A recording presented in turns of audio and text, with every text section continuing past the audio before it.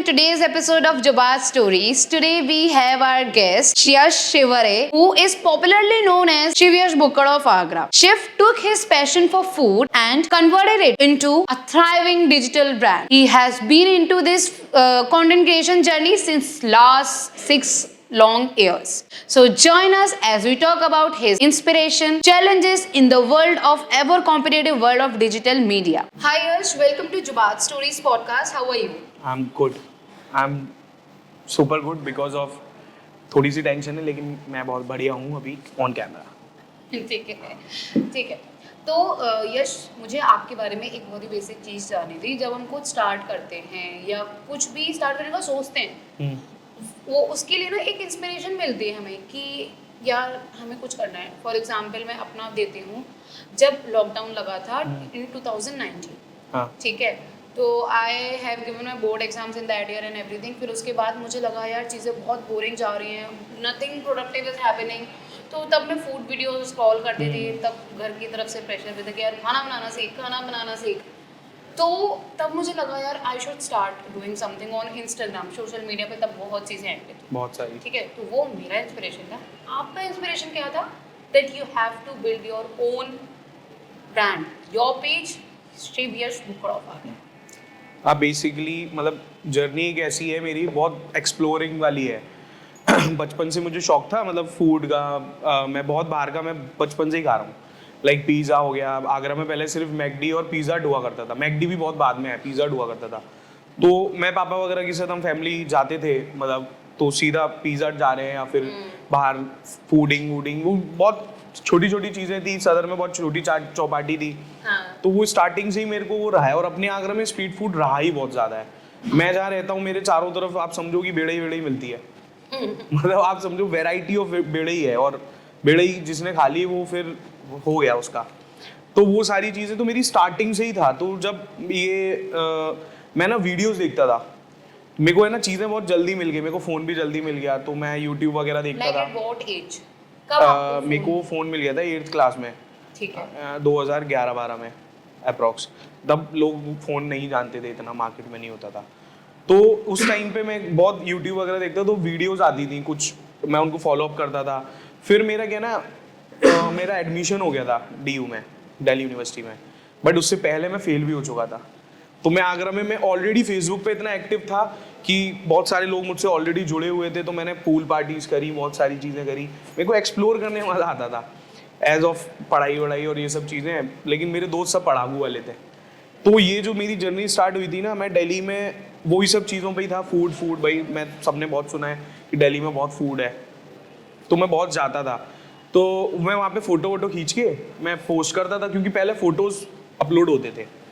तो photo upload करके ना, तो मेरे जितने भी नॉमिनल से फॉलोअर्स थे, फैमिलीज और फ्रेंड्स वगैरह, ये सब चीज़, अरे तू खाता ही रहता है, ऐसा वाला सीन बचपन से। मतलब मेरा स्कूल में भी नाम जो रखा हुआ था ना, मैं बर्गर बहुत खाता था।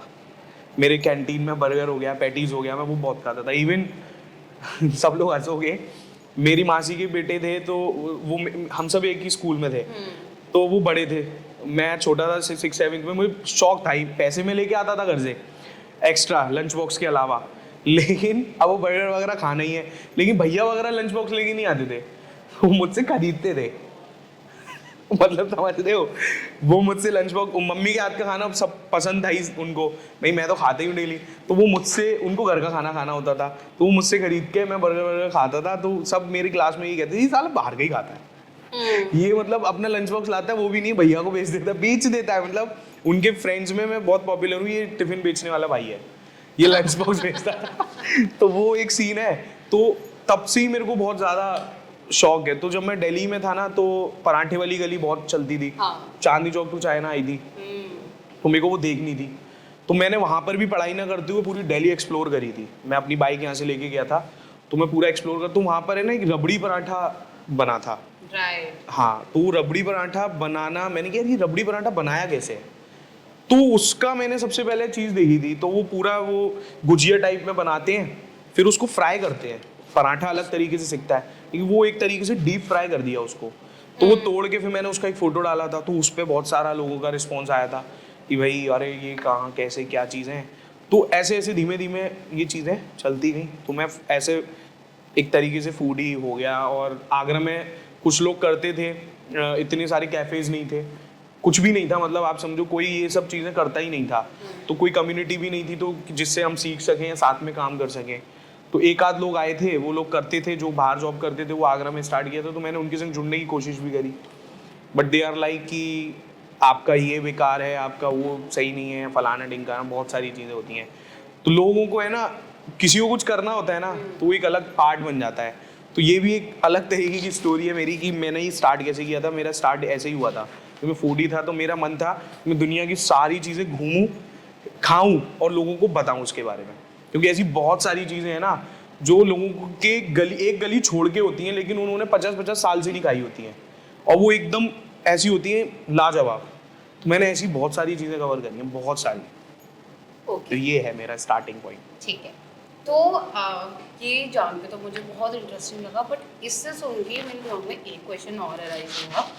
जैसे कि आपने मुझे बताया कि आपको सब बोलते थे कि यार तू तो इतना खाता रहता है, तो आपने क्या यही सब सुनने के बाद अपना टाइटल शिव यश बुक्कड़ ऑफ आगरा रखा, या फिर कुछ हुआ था एग्जैक्टली, कुछ इंसिडेंट हुआ था जिससे आपको लगा कि नहीं, मुझे अपने पेज का ये नाम रखना चाहिए? मेनली क्या था ना, पहले तो मेरे नाम से ही थी, मेरी पर्सनल आईडी थी वो ठीक। इंस्टा पे। 2012 में मैंने बनाई थी, 13 में। फिर मैं 2016 से इसमें इन्वॉल्व हो गया था, तो शिव यश कर दिया था मैंने उसका। फिर मैंने भुक्कड़ भी किया, क्योंकि वो क्या है ना, मैं कुछ ऐसा नाम रखना था कि लोगों के ना माइंड में फिट हो, एक लोगों के माइंड में फिट हो। मुझे कुछ मिल रहा नहीं था, तो बहुत इजी सा ये भुक्कड़ भुक्कड़, और सब मुझसे यही बोलते थे भुक्कड़ और ये ऐसा खाता ही रहता है, ये सारी चीज़ें थी। तो फिर मैंने एक बार नाम रखा था, तो वो इतना नहीं चला, फिर मैंने दोबारा चेंज किया। पहले मैंने भुक्कड़ ही रखा था, शिव यश भुक्कड़ करके, फिर मैंने भुक्कड़ ऑफ आगरा किया, फिर मैंने उसको चेंज करके लास्ट में जो नाम रखा शिव यश भुक्कड़ ऑफ आगरा। उस पर भी लोगों ने बहुत बोला कि ये बहुत लंबा नाम है, नहीं चलेगा, ये नहीं होगा, वो नहीं होगा, लेकिन आज ऐसा ही कि लोग नाम से जानते हैं। तो वो एक सारी चीज़ें होती हैं। तो मेन जो है ना, आपको खुद के ऊपर होना चाहिए एज ऑफ किसी की ना सुनते हुए, क्योंकि लोगों को है ना आपका काम देखना है, उनको किसी और चीज़ से मतलब ही नहीं है, बस ये होता है। तो जैसा कि मैं और भी फूड ब्लॉगर्स को फॉलो करती हूँ, जैसे अमर सिरोही है, हाँ, फूडी इनकारनेट है, हाँ, गौरव वासान है, हाँ। इनका इंस्टाग्राम यूजर ने मैंने देखा जैसे और आपका भी है, तो आपको कभी ऐसा नहीं लगा कि यार मेरा शिव यश बुक्कड़ ऑफ आगरा है, तो कहीं ऐसा ना हो कि वो आगरा बेस्ड ही रह जाए या फोकस मेरा पूरा आगरा हो? तो आपने ये कब सोचा कि मुझे बाहर इंडिया का पूरा अक्रॉस पूरा कंटेंट बनाना है, पूरा इंडिया एक्सप्लोर करना है? ये स्टार्टिंग से यही था या बाद में you changed your plans? Mainly मेरा स्टार्टिंग से ही था, क्योंकि मैं दिल्ली में ऑलरेडी रह रहा था। हाँ, स्टार्टिंग हुई थी, मेरे को 3 साल वहाँ रुकना ही था, DU में मेरा एडमिशन हो गया था। तो द पॉइंट इज़ कि अब मुझे कवर कैसे करना है वो, तो उसके लिए स्टार्ट करना था। तो पहले मैंने जिनको मैं फॉलो कर, मैं सबसे ज़्यादा फॉलो फूडी इनकारनेट को ही किया। और इवन आप बिलीव नहीं करोगे, मैंने इसमें इतना डीप वर्क किया है ना, शायद ही किसी ने किया होगा। क्योंकि मैं ना लोगों को पेज देखता रहता था कि भाई आज इनने कितने बजे पोस्ट किया, 3 बजे किया, फिर मैं अगले दिन देखता था 3 बजे होगा या 3:30, तो वो अगर 3:25 हो रहा है तो मैं वो टाइमिंग नोट करता हूँ। लाइक इतना डीप कि मैं आज किसी को कुछ बता रहा हूँ ना, तो उसका पेज यूं ही ग्रो हो जाता है। विद इन 6 मंथ वो 30-40 हज़ार फॉलोअर्स हो जाते हैं। ऐसे बहुत सारे लोग हैं, आगरा में ही हैं, मेरे साथ जो काम कर रहे होते हैं वो भी हैं। तो मेरे को बड़ा मज़ा आता है, क्योंकि मैंने बहुत उस टाइम पे क्या था ना, पढ़ाई तो हो ही रही है, ये भी चीज़ें करनी थी। तो इन लोगों के नाम बहुत यूनिक थे, फूडी इनकारनेट का बहुत ज़्यादा यूनिक नाम था, तो वो भी बहुत डिफिकल्ट नाम था। तो मेरे को उसी से ही था कि नहीं यार, जब उस बंदे का ये फूडी इनकारनेट क्या है, लोग नहीं समझते हैं, इतना डीप मीनिंग है उसका, वो बहुत फूड से रिलेटेड बहुत डीप मीनिंग है उसका। तो मैंने किया ऐसा नहीं है, जब आपका काम चलेगा ना तो ऑटोमेटिक आपका नाम चलेगा, क्योंकि आपके काम से सारी चीज़ें होती हैं। तो जैसे स्वाद ऑफिशियल उसका है, गौरव वासन का है, तो ऐसे सबके अपने अपने बहुत टाइम लगा इनको भी, इन्होंने भी बहुत किया हुआ है, क्योंकि इनको मैंने ना जाने तब से फॉलो कर रहा हूँ जब ये खुद भी इतने कुछ भी नहीं थे, तो मैं तब से इनको फॉलो अप कर रहा हूँ। तो जो मेरा बाहर जाने का प्लान था ना, वो इन्हीं को देख के था, लेकिन आगरा में मैं रहता ही था। तो आगरा में फिर क्या था, यहाँ कैफ़ेज़ की बहुत होती थी, कैफ़ेज़ जा रहे हैं, फ्री में फूड मिल रहा है, बहुत एक्साइटमेंट होती थी, मज़े आ रहे थे। पहला आपका फूड सेशन कौन से कैफे में था? मेरा क्या था ना सीन, मैं करना चाह रहा था ये, तो आगरा में 2 ग्रुप चलते थे, तो मैं एक से जुड़ा, मैं जुड़ने वाला तो एक और से भी था, बट उन्होंने ना मेरी इंग्लिश के ग्रामर जो मैं नीचे कैप्शन वैप्शन गलत हो जाते थे, मैंने मतलब मेरे को ये नहीं है कि मुझे चीज़ें एकदम से मैं बहुत डीप तरीके से बहुत परफेक्टली करूँ। देखो करते करते परफेक्ट बनते हो। अगर आपको आपका कुछ करना है ना तो वो आप ही के हिसाब का होना चाहिए। Right. आप किसी को देख के करोगे तो फिर वो कुछ नहीं है। ठीक है, जैसा कि आपने बताया कि आपने जो भी आपकी ये जर्नी रही है 5 to 6 इयर्स की, तो आपने कंटेंट क्रिएशन में बहुत ही एक डीप रिसर्च की है। तो एज पर योर नॉलेज, एक इंसान को अगर किसी को अपना यूट्यूब चैनल ग्रो करना है या इंस्टाग्राम पे पेज ग्रो करना है, तो उनकी क्या स्ट्रेटजी होनी चाहिए, या what they should work on priority? ठीक है, क्या क्या चीज़ें हमें चेकलिस्ट करनी चाहिए so that we can also be a good content creator? ठीक है, मेनली मैं इसमें अप्रोक्स 16-17 से हो गया, तो मैं अप्रोक्स 8 साल हो गए। मैं सबको, कोई अगर नया बंदा आने की बात करता है ना, बहुत लोग करते हैं, तो मैं उनको सबसे पहले एक लाइन बोलता हूँ, भाई पैसे कमाने के चक्कर में आ रहे हो तो मत आना। क्योंकि इस लाइन में ना अगर आप पैसे के चक्कर में आओगे तो आप वहाँ पर है ना कंटेंट नहीं ढूंढोगे, आप पैसा ढूंढोगे। आप पैसे में लग जाओगे, यार मुझे पैसा कहाँ से आएगा, यूट्यूब पे मोनेटाइजेशन कब होगा, फेसबुक पे कब होगा, ये कब होगा, वो कब होगा।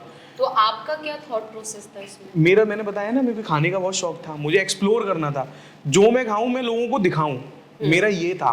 क्योंकि मैं ऑलरेडी वीडियोस देखता था, तो वो जिस तरीके से कर रहे थे ना, मुझे बचपन से खाने का शौक था कि मैं भाई ये भी बताऊं, वो भी बताऊं, कुकिंग भी करूं। तो इसीलिए मैं इस लाइन में पैसे के लिए आया ही नहीं हूँ। मतलब आप समझो, मैंने 2000 फर्स्ट लॉकडाउन तक मैंने पैसे कमाए ही नहीं थे इससे। मैं, हमारी एक ऐप चलती थी, बस उसी से हम जो भी अर्न करते थे वो भी हम उसी ऐप में लगा देते थे। क्योंकि हमने एक कूपन स्टार्ट किए थे, लोगों को डिस्काउंट्स देते थे। हम आगरा में मेनली स्ट्रीट फूड की जगह पे, उस टाइम पे स्ट्रीट फूड तो मैं बहुत कम कवर करते थे, कैफ़े ज़्यादा कवर करते थे हम। डेली नए कैफ़े खोलते थे, आप ये समझो। एक दिन में ब्रेकफास्ट एक जगह हो रहा है, लंच एक जगह हो रहा है और डिनर एक जगह हो रहा है, हाई टी एक जगह हो रही है, टोटल बाहर का खाना। तो ये समझो कि वहाँ पर इतना एक्सप्लोर किया था कि समझ ही नहीं आ रहा था कि हो क्या रहा है। तो अगर आज के समय पे लोग इसको ही देख के आते हैं, सोशल मीडिया आज के टाइम पे लोगों ने क्या सोच रखा है, अरे यार यूट्यूब पैसे बहुत देता है। उस बंदे ने कार नहीं खरीदी थी ना, पैसे, भाई वो 5 साल से काम कर रहा है, कार उसने आज खरीदी है, आप उसका आज देख रहे हो, 5 साल पहले का देखो। उस डे 1 से स्टार्ट करो। डे 1 पे ऐसा कोई इंडिया में बड़ा यूट्यूबर या बड़ा कोई क्रिएटर नहीं है जो ये सोच के आया हो कि मुझे पैसा कमाना है। जो पैसा कमाने की सोच के आया होगा ना, वो आपको दिखेगा ही नहीं। क्योंकि पैसा कमाओगे ना, आप तो एक अलग लाइन में घुसोगे। जैसे आप वीडियोस तो बनाओगे लेकिन क्रिएटिविटी दिखाई नहीं पाओगे। आपने एक वीडियो में बहुत एफर्ट डाले, अब आपने सोच लिया ये तो वायरल हो जाएगी, मुझे बहुत पैसा आ जाएगा, वो चली नहीं। हाँ। वो वीडियो चली नहीं। लेकिन कुछ आप जब इसमें डीपली घुस गए, मैंने इतनी वीडियोस, आप मेरी जो सबसे पहले वीडियो चली थी ना, मक्खन समोसा आता है, हाँ। मक्खन समोसा अपने आगरा में ज़्यादा मिलता है। तो वो जब पैक करा के आप घर लाओगे ना, तो वो थैली में पानी डालते हैं, जो एक पॉलिथीन होती है, बर्फ का पानी डालते हैं, उसमें वो डालते हैं। तो मैंने वो घर लेके आया था, वो मैंने एक बाउल में वो डाला, तो वो पानी में तैर रहे थे समोसे। तो वो मैंने बस उसका स्टोरी जो बनाते हैं ना, मैंने वो बनाया, जस्ट उसको जूम किया और उसमें एक फिल्टर था हार्ट वाला, वो जूम करके मैंने स्टोरी पे लगा दिया। वही चीज़ मैंने पोस्ट कर दी। तब रील्स नहीं थी, चल गई, उस पर आ गए 70-80 हज़ार व्यूज़। उस टाइम पे 70-80 हज़ार व्यूज़, आज के मान लो 10 मिलियन व्यूज़। उस टाइम के 70-80 हज़ार व्यूज़, क्योंकि इतने यूज़र ही नहीं थे। तो भाई मैंने कहा ये तो मजाक, ये क्या मजाक चल रहा है। तो सोचो कि वो मेरा एक नॉर्मल था। अब जिस पे मैंने मेहनत करी वो नहीं चली। ऐसा मैंने अभी एक रिसेंट में एक प्रमोशन किया था, मैंने उसमें लहंगा भी पहना, बस इसीलिए कि इसमें एक फनी टच आ जाएगा ना, तो हो सकता है वायरल हो जाएगी। वो नहीं चली वीडियो, वो बाद में चली। तो मेन पॉइंट क्या है ना, आपकी क्रिएटिविटी मैटर करती है। चलेगी नहीं चलेगा ना, वो सब इंस्टा देख रहा है कि आपने इसमें क्या किया है। भाई एक कंपनी है जिसके अंडर में आप उसी के लिए तो उसी के प्लेटफॉर्म पर डाल रहे हो, तो उनको पता है कि हमें क्या वायरल करना है। तो सजी हुई चीज़ें बहुत कम चलती हैं एज ऑफ जो नेचुरल होंगी, जो मतलब एक होता है ना कि मुझे तो इससे उम्मीद ही नहीं थी, ये कहाँ से कहाँ पहुँच गई। लाइक कच्चा बादाम सॉन्ग हो गया, ऐसे बहुत सारे सॉन्ग्स हैं। तो वो चल गए बस। तो वहाँ पर ऐसी चीज़ें हैं, मतलब ऐसा नहीं है कि आप प्लान करके करोगे ना तो आप इसमें अर्न नहीं कर सकते। आप कितनी कोशिश, बहुत सारे लोग हैं 10-10 साल से कर रहे हैं, बट उनका फोकस क्या, पैसा पैसा पैसा पैसा पैसा। अगर आप कंटेंट अच्छा बनाओगे ना, मैं कह रहा हूँ आप 2 साल दो, 2 साल के जो तीसरी साल का पहला महीना होगा ना पैसा कमाओ तो फिर मुझसे बात करना, लेकिन 2 साल सिर्फ आपको क्या करना है कि मुझे पब्लिक से इंटरेक्शन करना है, पब्लिक को बहुत मजा देना है भाई। कोई भी तरीके की वीडियो मजा आना चाहिए कि आपका इंटरेस्ट होगा, जब भी तो आप उस पर एंगेज करोगे, आप उसकी वीडियो शेयर करोगे, उसकी वीडियो लाइक करोगे, इंस्टा को देखेगा यार पब्लिक इस पे इंटरेस्ट दे रही है, तब भी तो वो उसको एक्सप्लोर में डालेगा। राइट। अब आप कुछ भी डाल, अब ऐसे बहुत सारे लोग हैं जो नॉर्मली डांस डाल रहे हैं, भाई आप डांस डालो, आपने 10 वीडियो डांस की डाली, लेकिन उसमें कुछ ऐसा होना चाहिए कि बंदा कहे यार ये है, ये बहुत अच्छा कर रहा है, तो इसको, वो एक चीज़ जब तक नहीं होगी ना तब तक मज़ा नहीं आएगा। अब बर्गर दिखाओगे या फिर एक हार्ट अटैक बर्गर दिखा दिया आपने, एक तो नॉर्मल बर्गर, एक हार्ट अटैक बर्गर, तो ये नया हो गया। अब लोग कहें यार हार्ट अटैक बर्गर क्या होता है, तो वो वहाँ पूरी भी वीडियो देखेगा इंसान, वो कहेगा यार हाँ ये कुछ नया है, तो वहाँ पर आपकी एक एंगेजमेंट बढ़ गई। तो आप अगर बिना पैसे कमाने की सोच से इसमें आते हो तो डेफिनेटली आप इसमें ग्रो करोगे। अगर आप पैसे कमाने की सोच में आओगे तो एक टाइम पे आप हार जाओगे। ये तो बहुत बड़ा रोल है। आपका कहने का मतलब ये है कि अगर कोई कंटेंट क्रिएशन करने का सोच भी रहा है या आपने खुद भी सोचा था, तो उसका मोटिव ये था मुझे सिर्फ एक्सप्लोर करना है, लोगों के साथ जुड़ना है, एंगेज करना है। हाँ। राइट? ओके। तो यश, इतनी सारी बातें कर ली हमने, इतना सब कुछ जान लिया, तो एक चीज़ और मैं जानना चाहूँगी, सबका अपना एक अलग नीश होता है, एक कैटेगरी होती है, कोई फैशन का कंटेंट बना रहा है, कोई लाइफस्टाइल का कंटेंट बना रहा है, कोई किसी चीज़ का कंटेंट बना रहा है। आपका फूड का कंटेंट है, ठीक है, बहुत सारे फूड ब्लॉगर्स हैं इंडिया में, ठीक है, तो आप अपने आप को उनसे कैसे डिफर करोगे, ठीक है, एंड देन इसी से जोड़ के एक और क्वेश्चन मेरा ये भी होगा, फॉर एग्जांपल आप कंटेंट बना रहे हो, तो आप क्या ऐसा प्रोसेस होता है आपके कंटेंट बनाने का, या क्या चीज़ें आप फॉलो करते हो कि नहीं मुझे अपना कंटेंट ऐसा रखना है, मुझे अपना कंटेंट ऐसा बनाना है, ठीक है, तो इसके बारे में कुछ देखो, ज़्यादा से ज़्यादा पहले तो आपको ये पता होना चाहिए मार्केट में चलता क्या है। तो आप ट्रेंड फॉलो करते हो? नहीं, ट्रेंड एक अलग चीज़ हो गई। ट्रेंड अच्छा। मैं बताऊं आपको, फूड में ना कोई ट्रेंड नहीं है। फूड में ट्रेंड होता है, फैशन में ट्रेंड होता है, डांसिंग में, उसमें ट्रेंड आप फॉलो करोगे तो आप चलोगे, एक्टिंग में या कॉमेडी में। लेकिन फूड में कोई ट्रेंड नहीं है। फूड में आप रोटी में क्या ट्रेंड ला दोगे, बर्गर में क्या ट्रेंड ला दोगे, लेकिन बर्गर वैरायटी में दिखा सकते हो आप। हाँ। आपने कभी ऐसा नहीं देखा होगा, अब जैसे एक अपने आगरा में एक बंदे की है ना, उसने लॉकडाउन में बटर चाय की एक वीडियो बनाई थी। राइट।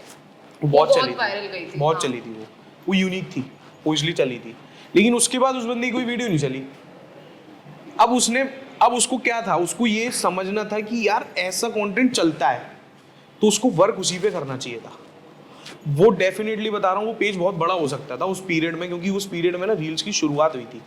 अगर वो उस ट्रेंड को फॉलो कर लेता ना, वो ट्रेंड था, वो उसके लिए ट्रेंड था, उस पर्टिकुलर बंदे के लिए, उस पर्टिकुलर पेज के लिए। अगर वो उसको फॉलो अप कर लेता ना, टोटल स्ट्रीट फूड में वो घुस जाता उस टाइम पे, आप समझो कि वो आज बहुत बढ़िया पेज हो गया होता। बट वो अब गायब है। तो ये एक मेन पॉइंट है, समझ लो। आप एक वीडियो चल गई ना तो लोगों को लगता है यार अब तो हम बन गए फूड ब्लॉगर। नहीं होता ऐसा नहीं होता ना। मैंने मतलब आप समझो, उस वीडियो के बाद मेरी एक मल्टीपल कलर वाली एक इडली मिलती है यहाँ दयालबाग पे। दयालबाग जो पोस्ट ऑफिस उसके सामने सुबह सुबह मिलता है नाश्ता, तो वो कवर किया था, वो वीडियो चली थी। उसके बाद फिर मेरी एंड्रॉइड फोन से मैं जब कवर करता था तो मेरी वही चली थी, क्या नाम है, राम बाबू के एक पराठा था मेवा वाला, वो चला था। तो हुआ गया कि चीज़ें चल तो रही थी, मुझे पता था, मुझे पता है कि होना क्या है, तो वही चीज़ मुझे कवर करनी है। लेकिन उसको मैं एकदम से नहीं कर सकता था कि भाई मैं कर लूँ एकदम से, या फिर पेशेंस चाहिए होता है।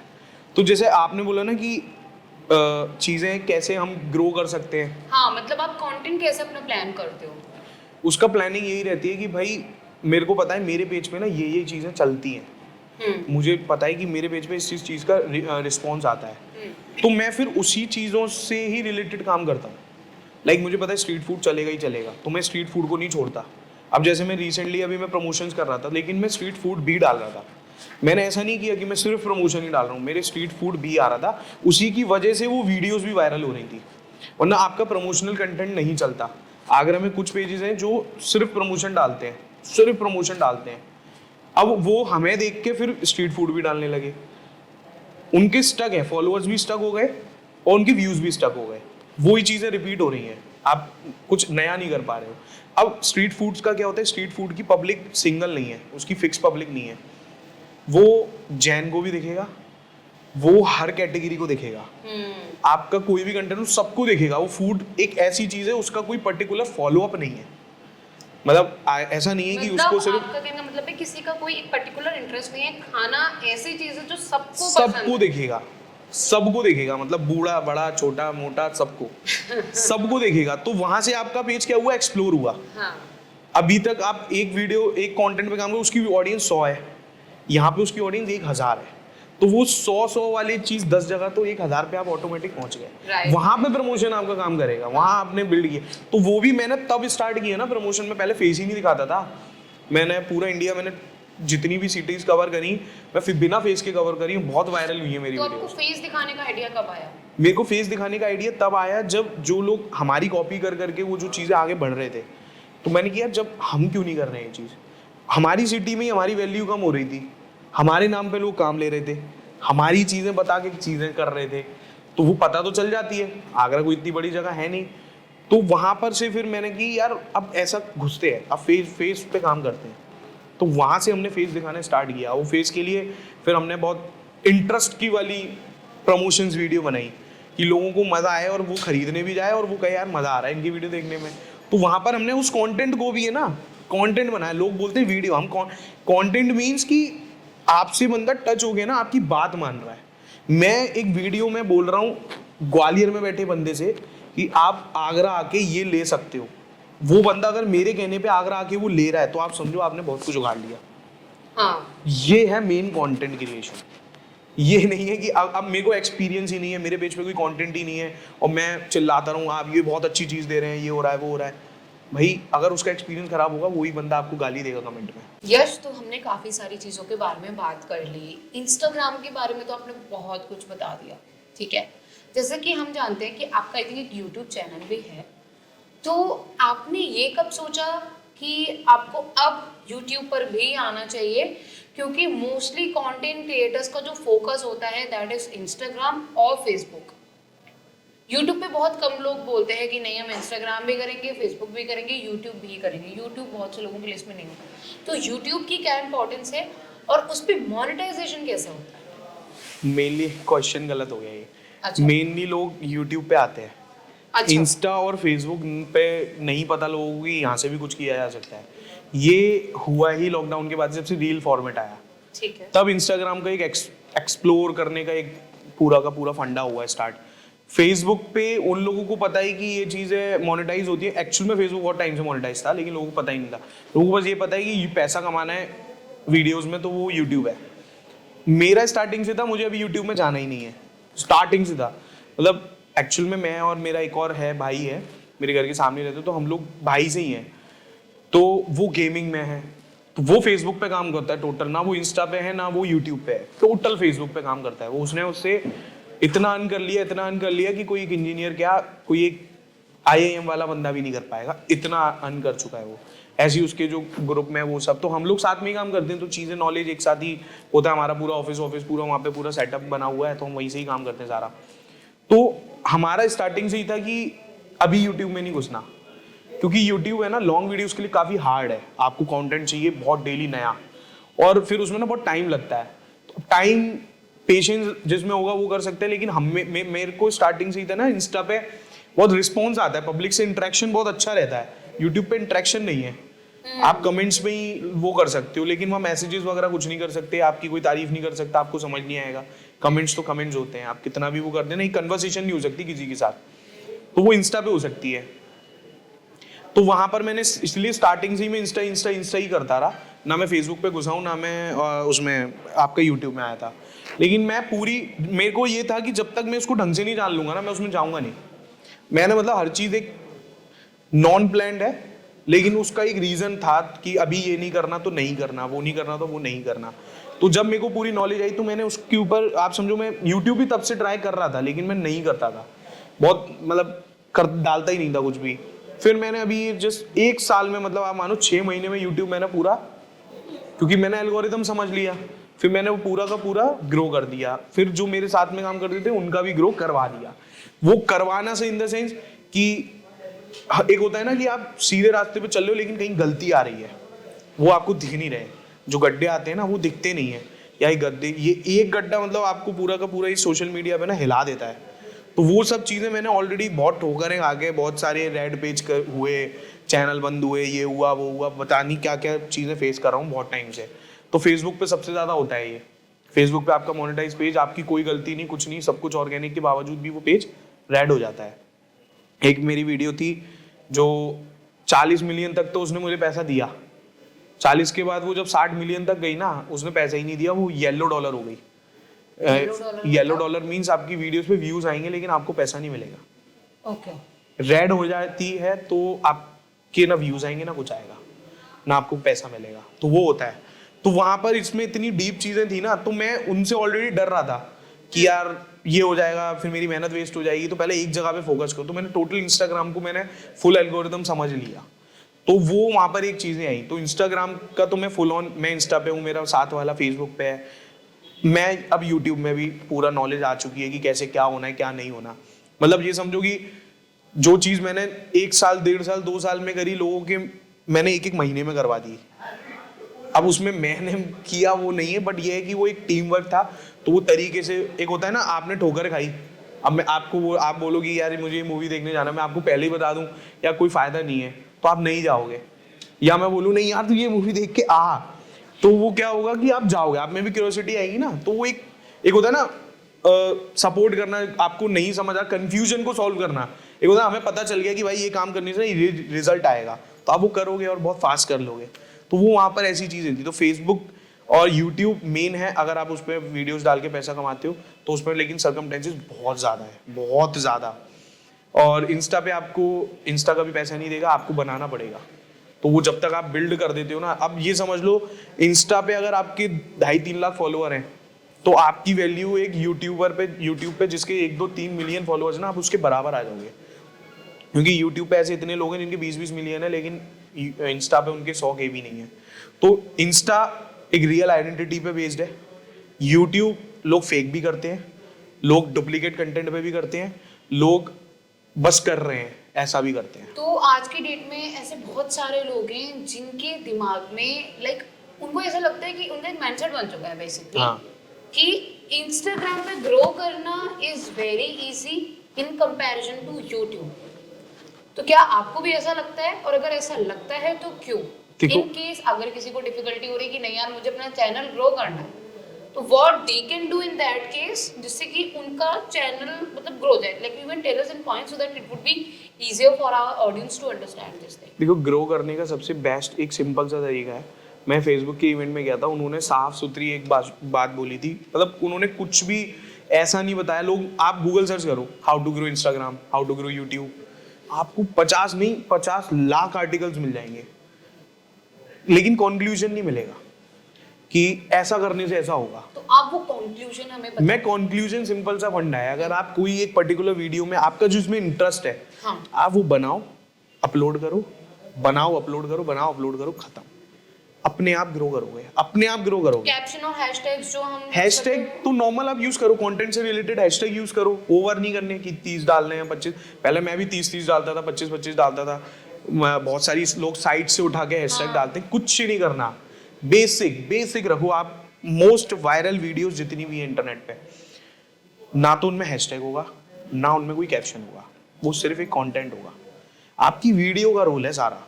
अगर आप ये भी मत सोचो कि आपने वीडियो आज अपलोड कर दी, वो नहीं चली, तो वो वीडियो चलेगी ही नहीं। कभी कभी ऐसा होता है 6-6 महीने बाद वीडियो चलती है, और वो इतनी चलती है कि मार्केट का ट्रेंड बना देती है। तो वो एक चीज है। मतलब मैंने बोला ना, लोग पैसे के चक्कर में आते हैं इसमें, लोग कंटेंट के चक्कर, जो कंटेंट के चक्कर में आएगा ना, वो आपको अलग ही दिख जाएगा, ऑटोमेटिक उसकी वीडियो दिखेगी, ऑटोमेटिक। मतलब ये किसी के ऊपर बेस्ड नहीं है, क्योंकि इंस्टा किसी का है ही नहीं दोस्त। इंस्टा कह रहा है तुम वीडियो डालो, हम अपने आप कर लेंगे जो हमें करना है। उनका एल्गोरिथम ही यही है। एल्गोरिथम जो होता है ना, लोगों ने एल्गोरिथम समझा हुआ है कि अब मुझसे सब पूछते हैं भाई ग्रो कैसे करें। मैंने भाई वीडियो बनाओ, डालो। भाई ग्रो कैसे करें, कुछ बता दो, क्या टाइमिंग होती है, क्या हैशटैग्स होते हैं, क्या गाने होते हैं ट्रेंडिंग, कुछ नहीं है भाई, सिर्फ वीडियो बनाना है और डालना है। जिसने ये फॉलो कर लिया ना तो उसका कंटेंट वायरल चला जाएगा। तो बेसिकली आपका कहना है हमें क्वालिटी कंटेंट बनाना है, the main focus should be content and it has to be quality.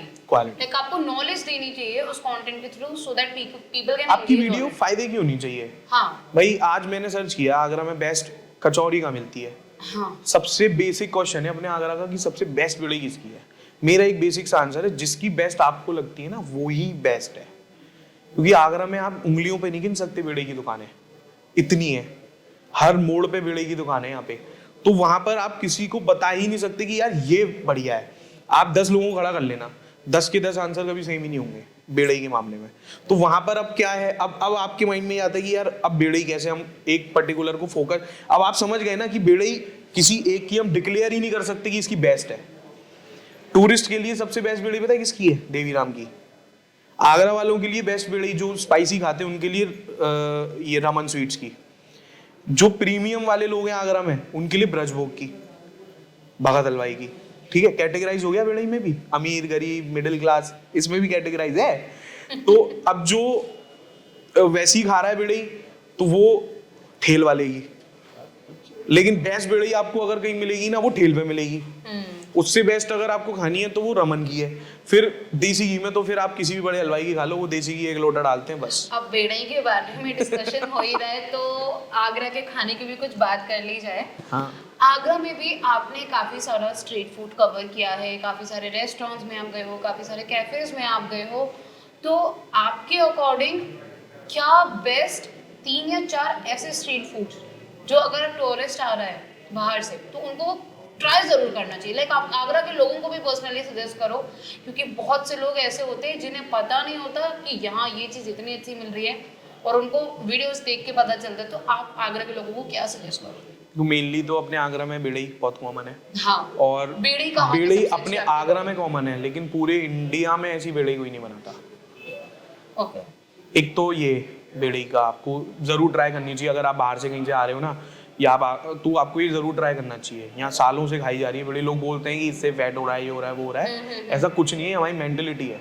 अभी रिसेंटली में आपको एक पॉइंट है वो इसको मैं अभी बताऊंगा, जो मुझे अभी एक मसाले वाले भैया ने बताई थी, जिनका बहुत बड़ा ब्रांड है मसालों का, उन्होंने बताया था। उस दिन मुझे समझ में आया कि हम सबसे बड़ी मिस्टेक क्या कर रहे हैं खाने पीने में, जो हमें खाना नुकसान दे रहा है। नुकसान खाना नहीं दे रहा है, नुकसान कुछ और चीजें हैं जो हमें नहीं पता। तो अभी जैसे एक तो हो गया बेड़ी, दूसरा पराठे अपने, और आगरा में मतलब एक है क्वालिटी पराठा सदर में, वो हाँ, एक उसका पराठा मैंने कभी टेस्ट नहीं किया, वो सब्जी मैंने हाँ, कभी टेस्ट नहीं एक किया। बार ट्राई करना।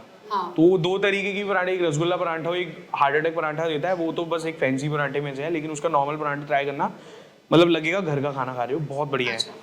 दूसरा है एक अनोखे पराठा, उसका एक पराठा ऐसी है 40 रुपए का है। हाँ, उस पे और 2 सब्जी दे रहा है, वो बहुत कुछ दे रहा है। लेकिन वैसी चीज है ना आपको कहीं और नहीं मिलेगी। पराठे वाली गली मशहूर बहुत है, लेकिन रद्दड़ पराठे हैं वहाँ के, रद्दड़ मतलब बेकार जिसको बोलेंगे, बिल्कुल ही बकवास, जो कि बहुत फेमस है। बहुत फेमस है। वो पराठे गए पूरी तल रहे हैं ऐसा लग रहा है, वो उसमें भी वो 2-3 चीजें देते हैं, वो मजेदारी नहीं है, पानी जैसी सब्जी है, पैसे वो बहुत ज्यादा ले रहे हैं। अपने आगरा में राम बाबू है फेमस, लेकिन एक टाइम पे था, अब नहीं है। तो जो दूसरी प्लेस है ना, रीजन देखो क्या होता है ना, मेंटेन करने के ऊपर होता है। फूड इंडस्ट्री में अगर आप टेस्ट मेंटेन नहीं कर सकते तो आपका बिजनेस लॉन्ग टर्म नहीं चल सकता। पूरे इंडिया में जो मोस्ट वायरल वीडियोस जो है ना, उनका टेस्ट सेम आपको इसलिए लगेगा क्योंकि उनकी रेसिपी आज तक मेंटेन हो रही है। और रेसिपी मेंटेन नहीं होगी, जहाँ शेफ भी चेंज हो जाता है ना, चीजें चेंज हो जाती हैं।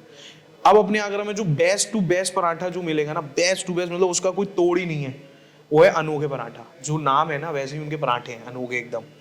सब्जी देते नहीं है, चटनी देते हैं बस, और उनके पास है 25-30 तरीके के अचार। आप जो बोलोगे ना उसका तो वो अचार बना देंगे, जो बोलोगे।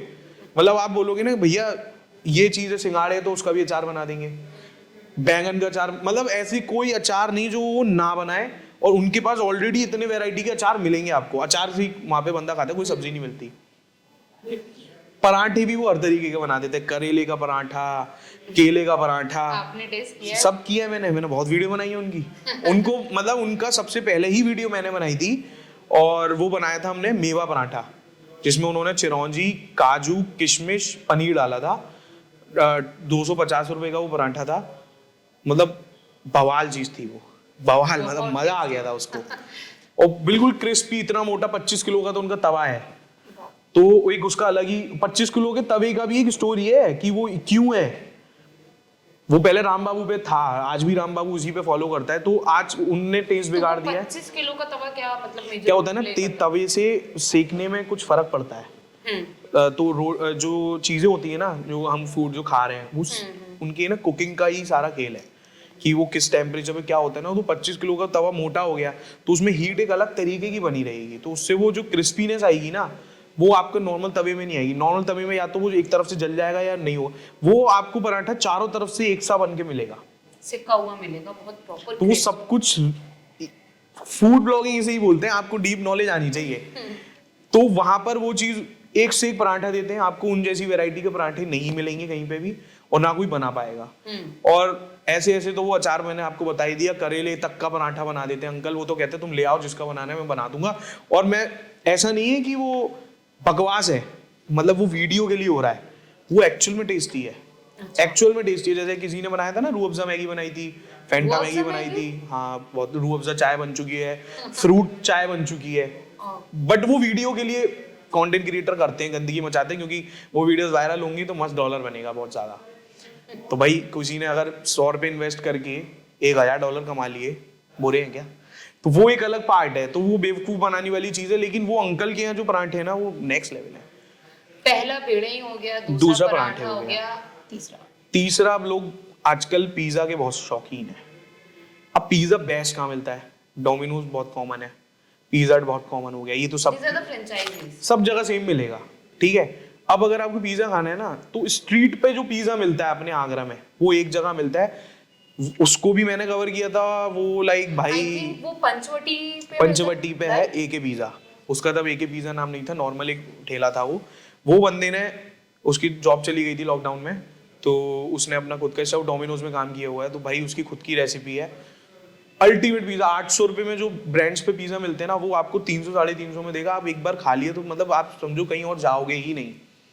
वो इस लेवल का पिज्जा है, मतलब वो एक पर्टिकुलर जगह को हमने कवर किया, बहुत वायरल हुई वो जगह। फिर इंडिया से, पूरे इंडिया से लोग उसकी स्पेशली वीडियो बनाने आए, हमने भी लोगों को वीडियो दी। और मतलब वो पिज्जा एक है, अगर आप आगरा आ रहे हो वो जरूर ट्राई करो। तीसरा हो गया आपका ये अपनी जो चाट है। अब इस चाट में भी ये है कि आप खाओगे किसकी। अब जो फैंसी शॉप्स हैं वो तो दे ही रहे हैं, लेकिन अगर आपको, ये भी दो है, मतलब आगरा में ना कुछ चीजें दो ऑप्शन हैं जो आपको ट्राई करना चाहिए। एक तो जो पक्का बाबा, बहुत सुना होगा आप लोगों ने, हाँ, आई थिंक ये बेलनगंज में है, राइट? वो भले ही एंटरटेनमेंट से मशहूर है, लेकिन उनका एक्चुअल में बहुत अच्छा है। एक्चुअल में बहुत अच्छा, लोग कहते हैं ये तो ऐसे ही है। वो 150 रुपए में इतना बड़ा चीला दे रहे हैं, आप अकेले नहीं खा सकते, आप 3 जने नहीं खा सकते उसको, इतना हैवी है वो।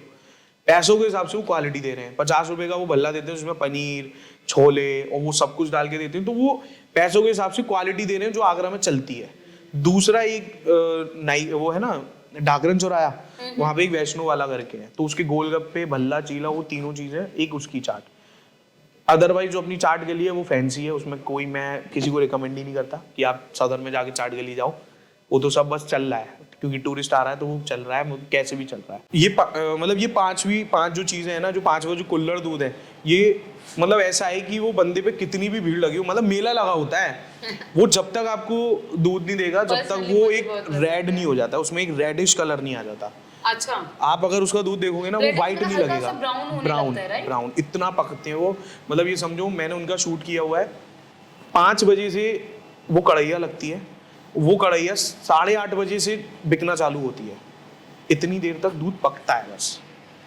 और एक बार में करीबन 100 किलो 120 किलो वो एक कढ़ाई में 120 किलो। सर्दियों में तो समझो आपको लाइन लगानी पड़ेगी वहां पे, इतना है। और वैसा दूध आपको मिलेगा ही नहीं भाई, पूरे आगरा छोड़ो, मथुरा बहुत फेमस है, वहाँ पे लस्सी अच्छी मिलती है, कुल्हड़ दूध वहाँ पे भी अच्छा नहीं मिलता जो ये पर्टिकुलर दुकान दे रही है ना। तो ये 5 फूड ऐसे हैं कि अगर आप ताजमहल देख रहे हो तो आप ये जरूर ट्राई करना, मजा आ जाएगा, मतलब ऐसा वाला सीन। तो एक उसमें छठा भी कर सकते हो, छोले भटूरे, क्योंकि दिल्ली में छोले भटूरे बहुत फेमस हैं, कुलचे बहुत फेमस हैं, लेकिन आगरा में जो एक तवे वाले भटूरे मिलते हैं ना, वो कहीं नहीं मिलते, हाँ, कहीं नहीं मिलते, बहुत कम जगह मिलते हैं। दिल्ली में भी कहीं नहीं मिलते, कहीं कहीं नहीं मिलते, सिर्फ अपने आगरा में मिलते हैं, वो भी वेराइटीज में, जिसमें तरी भी मिल जाती है आपको। तो आगरा में जो मसालों का कल्चर है ना, एक अगर आप दावत खाने खा रहे हो भाई, ये बहुत बड़ा पॉइंट है अपने आगरा के, पूरे इंडिया में चाट फेमस है शादियों की, हाँ, और खाना भी, इवन यहाँ का हलवाई बहुत फेमस है फॉर द फूड। क्योंकि जहां तक मुझे पता है, आई थिंक नीता अंबानी ने अपनी किसी एक वेडिंग में, मतलब किसी पता नहीं किसी एक फंक्शन में, उसको राम बाबू पराठे वाले को वो बुलाया राम था। बाबू पराठे वाला इंडिया की जितनी बड़ी कैटर्स हैं उनके साथ जुड़ा हुआ है। इंडिया में ऐसी कुछ कैटर्स हैं जो सिटीज का खाना देते हैं। जैसे मैं अमृतसर कवर करने गया था, तो वहाँ एक मक्खन फिश है, वो एक ठेले से स्टार्ट हुआ था, आज उनका बहुत बड़ा एम्पायर है। ऐसा कोई स्टार नहीं है जो उनके होटल ना रुकता हो। अच्छा, फिश बेचते हैं वो बहुत नेक्स्ट लेवल वाली। तो उनकी जो स्टॉल है ना फिश की, वो इंडिया की सारी बड़ी शादियों में लगती है, सारी बड़ी शादियों में लगती है। तो जो राम बाबू है ना, पराठों के लिए, स्पेशली पराठों के लिए अमिताभ बच्चन के बेटे की शादी में जा चुका है। हाँ, राइट। अंबानी इसके में तो हर फंक्शन में जाता है, हाँ। विदेशों तक जाता है, हर जगह जाता है। बट वो अब क्वालिटी बेकार हो चुकी है एज ऑफ अगर देखोगे, लेकिन अभी भी है उसके पराठे में दम, तो वो बाहर अभी भी उसके जैसा कोई नहीं बना रहा। तो अपने इंडिया की आगरा की जो दावत है ना, वो बहुत फेमस है, स्पेशली पत्तल वाली दावत, हाँ। जो आपको बहुत कम मिलेगी पूरे। अभी मैं रिसेंटली गया था ग्वालियर, फॉरेनर्स की शादी थी, मैं वो कवर करने गया था फॉर इवेंट वालों के लिए। तो वहां पर ताज वाले सर्व कर रहे थे पत्तल का खाना, वो सब कुछ दे रहे थे पत्तल का, लेकिन वो टेस्ट नहीं दे पाए।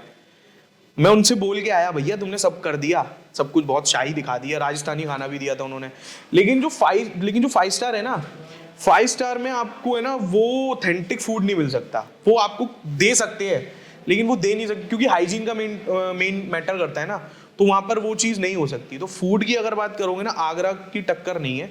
अगर आगरा का कंपेयर करोगे इंडिया में फूड में, तो एक इंदौर टक्कर में आ सकती है, एक जयपुर, और एक नागपुर। ये 4 सिटीज ऐसी हैं, और एक दिल्ली। ये 4-5 सिटीज ऐसी हैं कि इन जैसा फूड आपको है ना कहीं कॉपी मिल ही नहीं सकता।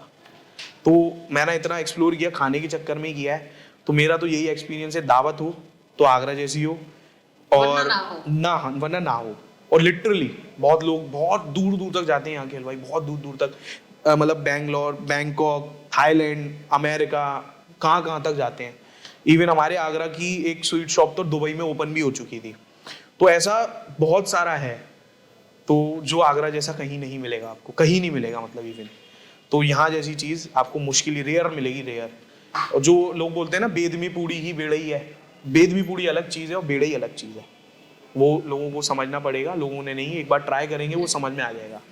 तो वो बहुत सारा ऐसा रोल है। ओके, सो हमने आगरा के खाने के बारे में बात कर लिया, आपकी कंटेंट क्रिएशन की जर्नी के बारे में बात कर ली, इतनी सारी चीज़ें हमने जान ली खाने के बारे में। तो अब मैं आपसे एक क्वेश्चन ये पूछना चाहूँगी कि आगे आने वाले टाइम में बहुत सारे लोग ऐसे होंगे जिनकी ये सोच होगी कि यार हमें भी कंटेंट क्रिएशन करनी है, या हमें भी फूड ब्लॉगर बनना है, या हमें फैशन ब्लॉगर बनना है। तो उनके लिए आप क्या एडवाइस देना चाहोगे, या उनको आप क्या सजेस्ट करना चाहोगे that what they should focus on? भाई एक तो मेन जो मैंने सब बहुत देर से मैंने बोला कि इस लाइन में आने के लिए, सोशल मीडिया में आने के लिए आपके पास क्रिएटिविटी होनी चाहिए कि आप एक पर्टिकुलर चीज़ को कैसे डिस्क्राइब कर सकते हो, बंदा आपकी सुने। मतलब आपने पराठे दिखाए ना, हाँ, तो किस तरीके से दिखा रहे हो आप, या कुछ यूनिक कंटेंट। ठीक है, पराठे तो सब बेच रहे हैं, लेकिन जो बेस्ट है वो दिखाओ ना आप, जो अच्छी चीज़ है वो दिखाओ ना, जहाँ पे बंदे को जाना चाहिए, वर्थ इट होना चाहिए। अगर आप इस चीज़ में आ रहे हो पैसे कमाने के लिए, तो वो मैंने बताया आपको पॉइंट, पैसे के लिए मत आओ, बिल्कुल मत आओ। मैं कह रहा हूँ जॉब करो इससे बढ़िया, या कोई बिजनेस करो। पैसे के लिए आओगे आपको निराशा फील होगी, क्योंकि इसमें नहीं कमा पाओगे, स्टार्टिंग में कोई स्कोप ही नहीं है पैसे कमाने का। और अगर आप इसमें से 500, 1000, 2000 या 3000 रुपये कमा रहे हो फॉर प्रमोशन या कुछ इस तरीके से, तो वो लॉन्ग टर्म नहीं है। मेरा खुद का एक्सपीरियंस मैं आपको बता रहा हूँ। तो वो सर्वाइविंग के लिए करना पड़ता है, लेकिन द पॉइंट इज कि उससे कुछ नहीं होना आपके, उससे भी तब कुछ होगा जब आपके पास माइंड में प्लान है कि ये रुक गया तो मुझे आगे क्या करना है। तो इसकी एक बहुत हैवी है, मतलब मेरे को तो मैं अब ये जो कर रहा हूँ ना, मैं ये सोच के कर रहा हूँ कि मुझे मेरे बच्चे इसी से पालने हैं, सिंपल एज दैट। तो आप अगर ये सोच लोगे तभी कुछ कर पाओगे, क्योंकि अगर आप ये सोच रहे हो कि मेरी लाइफस्टाइल अच्छी चल रही है, मजा आ रहा है, तो जब मजा खत्म हो जाएगा तब क्या करोगे। तो वो एक मेजर पॉइंट है, मतलब आप आ रहे हो ना तो ये सोच के मत आओ। बहुत से लोग आ जाते हैं, जॉब छोड़ देते हैं, ये कर देते हैं, वो कर देते हैं, काफी कुछ चीजें करते हैं, बट जब तक आप उसको सीरियसली ना लो ना, तो मेरे हिसाब से प्लीज मत आओ, अदरवाइज आपको बहुत नुकसान होगा। अगर आना है तो खुल के आओ, बिंदास आओ, बहुत कुछ है इस लाइन में, मतलब इतना एक्सप्लोर करने के लिए है ना कि दिन खत्म क्या लाइफ खत्म हो जाएगी, लेकिन यहाँ ना तो डिश खत्म होनी है ना आपका तरीका खत्म होना है, क्योंकि फूड ब्लॉगिंग में ये नहीं है कि आपको स्ट्रीट फूड ही दिखाना है या कैफे ही दिखाना है, बहुत सारी चीजें हैं इसमें भी बहुत सारी चीजें हैं। तो आजकल जैसे मैं एक पॉइंट बता रहा था आपको कि लोग फैशन ब्लॉगिंग में आ रहे हैं, सारी चीजों में आ रहे हैं, वो एक दूसरे को देख के आ रहे हैं।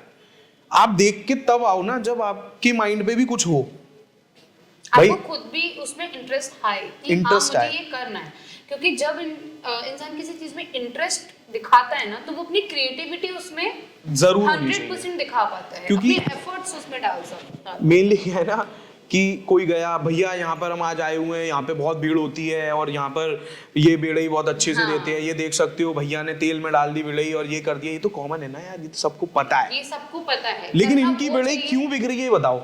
हाँ, क्यों बिक रही है, क्या ऐसा स्पेशल दे रहे हैं भाई, वो ये सरसों के तेल में दे रहे हैं, सरसों के तेल में देने से ये फायदे होते हैं, आपको नुकसान नहीं करती, ऐसा होना चाहिए।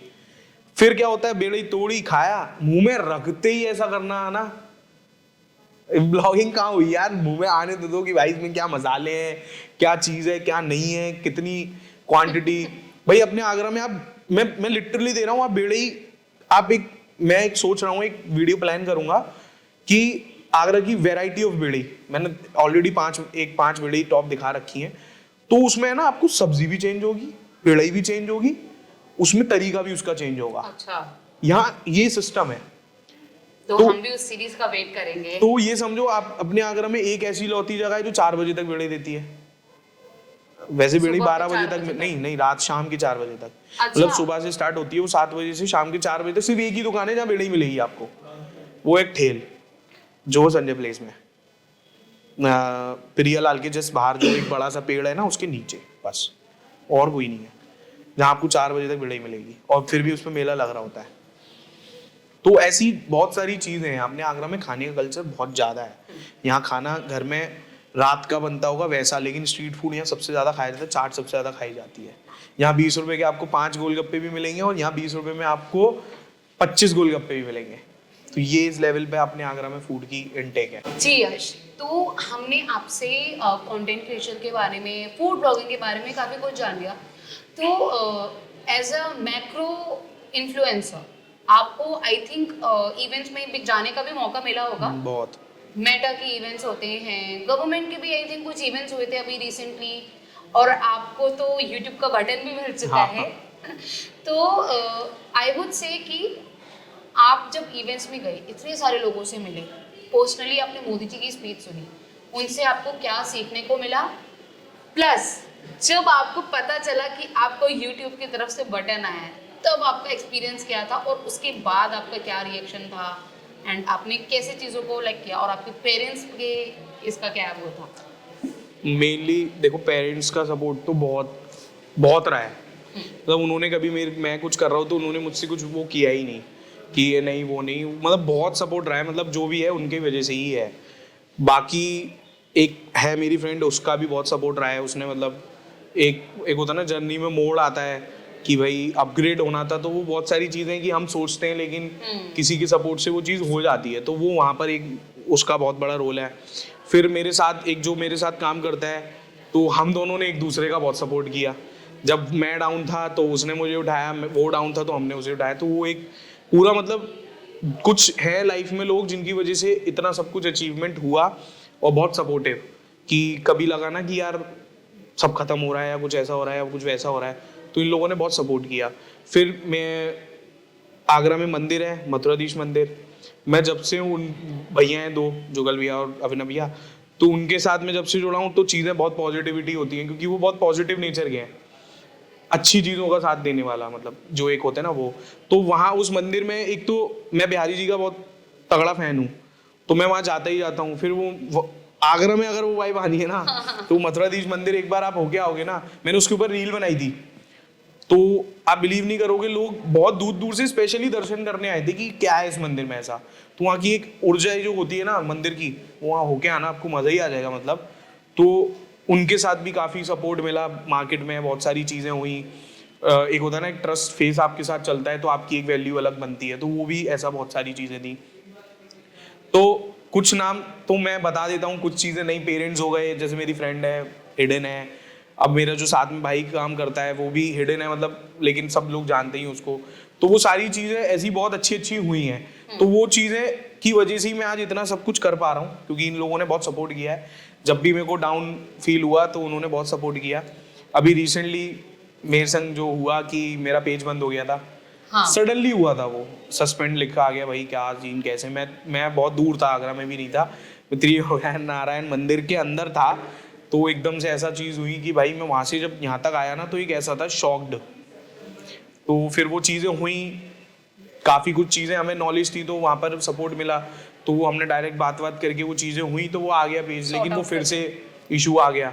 तो अभी भी मैं पॉडकास्ट कर रहे हैं तो वो अभी पेज नहीं है मेरा बट ये है कि आ जाएगा, क्योंकि पता चल चुका है ना कि वो चीज़ गलत थी, वो गलत की वजह से हुआ था। तो हमारी कोई गलती नहीं थी, वो इंस्टा की तरफ से ही था। अब इसमें कोई अगर कोई जान पूछ के कर रहा हो तो भाई वो उसका कॉल है, वो ऊपर वाला देखेगा उसको, हम क्या कर सकते हैं। जहाँ पॉजिटिविटी है वहाँ नेगेटिविटी हाँ, भी होती है डेफिनेटली होती है। आपको हाँ। गिराने वाले बहुत अगर उठाने वाले 4 लोग हैं ना, तो गिराने वाले 400 हैं, ये है फैक्ट। और ये रेशो ही चलता है, कम और ज्यादा वाला ये रेशो, नेगेटिविटी में ज्यादा रेशो ही रहेगा हमेशा। तो अगर कोई कर रहा है जान पूछ के, तो कल भी उसका भी आता है, इंसान का भी आता है, सबका आता है कल, और सबका बुरा टाइम भी आता है। तो लास्ट ईयर से बहुत सारी चीज़ें ऐसी हुई कि काफ़ी चीज़ें चेंज होती रहीं, जिन पर ट्रस्ट किया वही सब बेकार होते गए। तो ऐसी बहुत सारी चीज़ें हुई।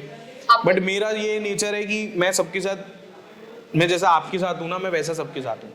मेरे संग ये नहीं है कि मैं उसके लिए अलग तरीके का हूँ, मैं उसके लिए अलग तरीके का हूँ, मैं सबके साथ सेम हूँ, सबके साथ मेरा नेचर सेम है। तो हमने इतना कुछ जान लिया फूड ब्लॉगिंग के बारे में, आपकी जर्नी के बारे में, आपका कब बुक्कड़ ऑफ आगरा स्टार्ट हुआ।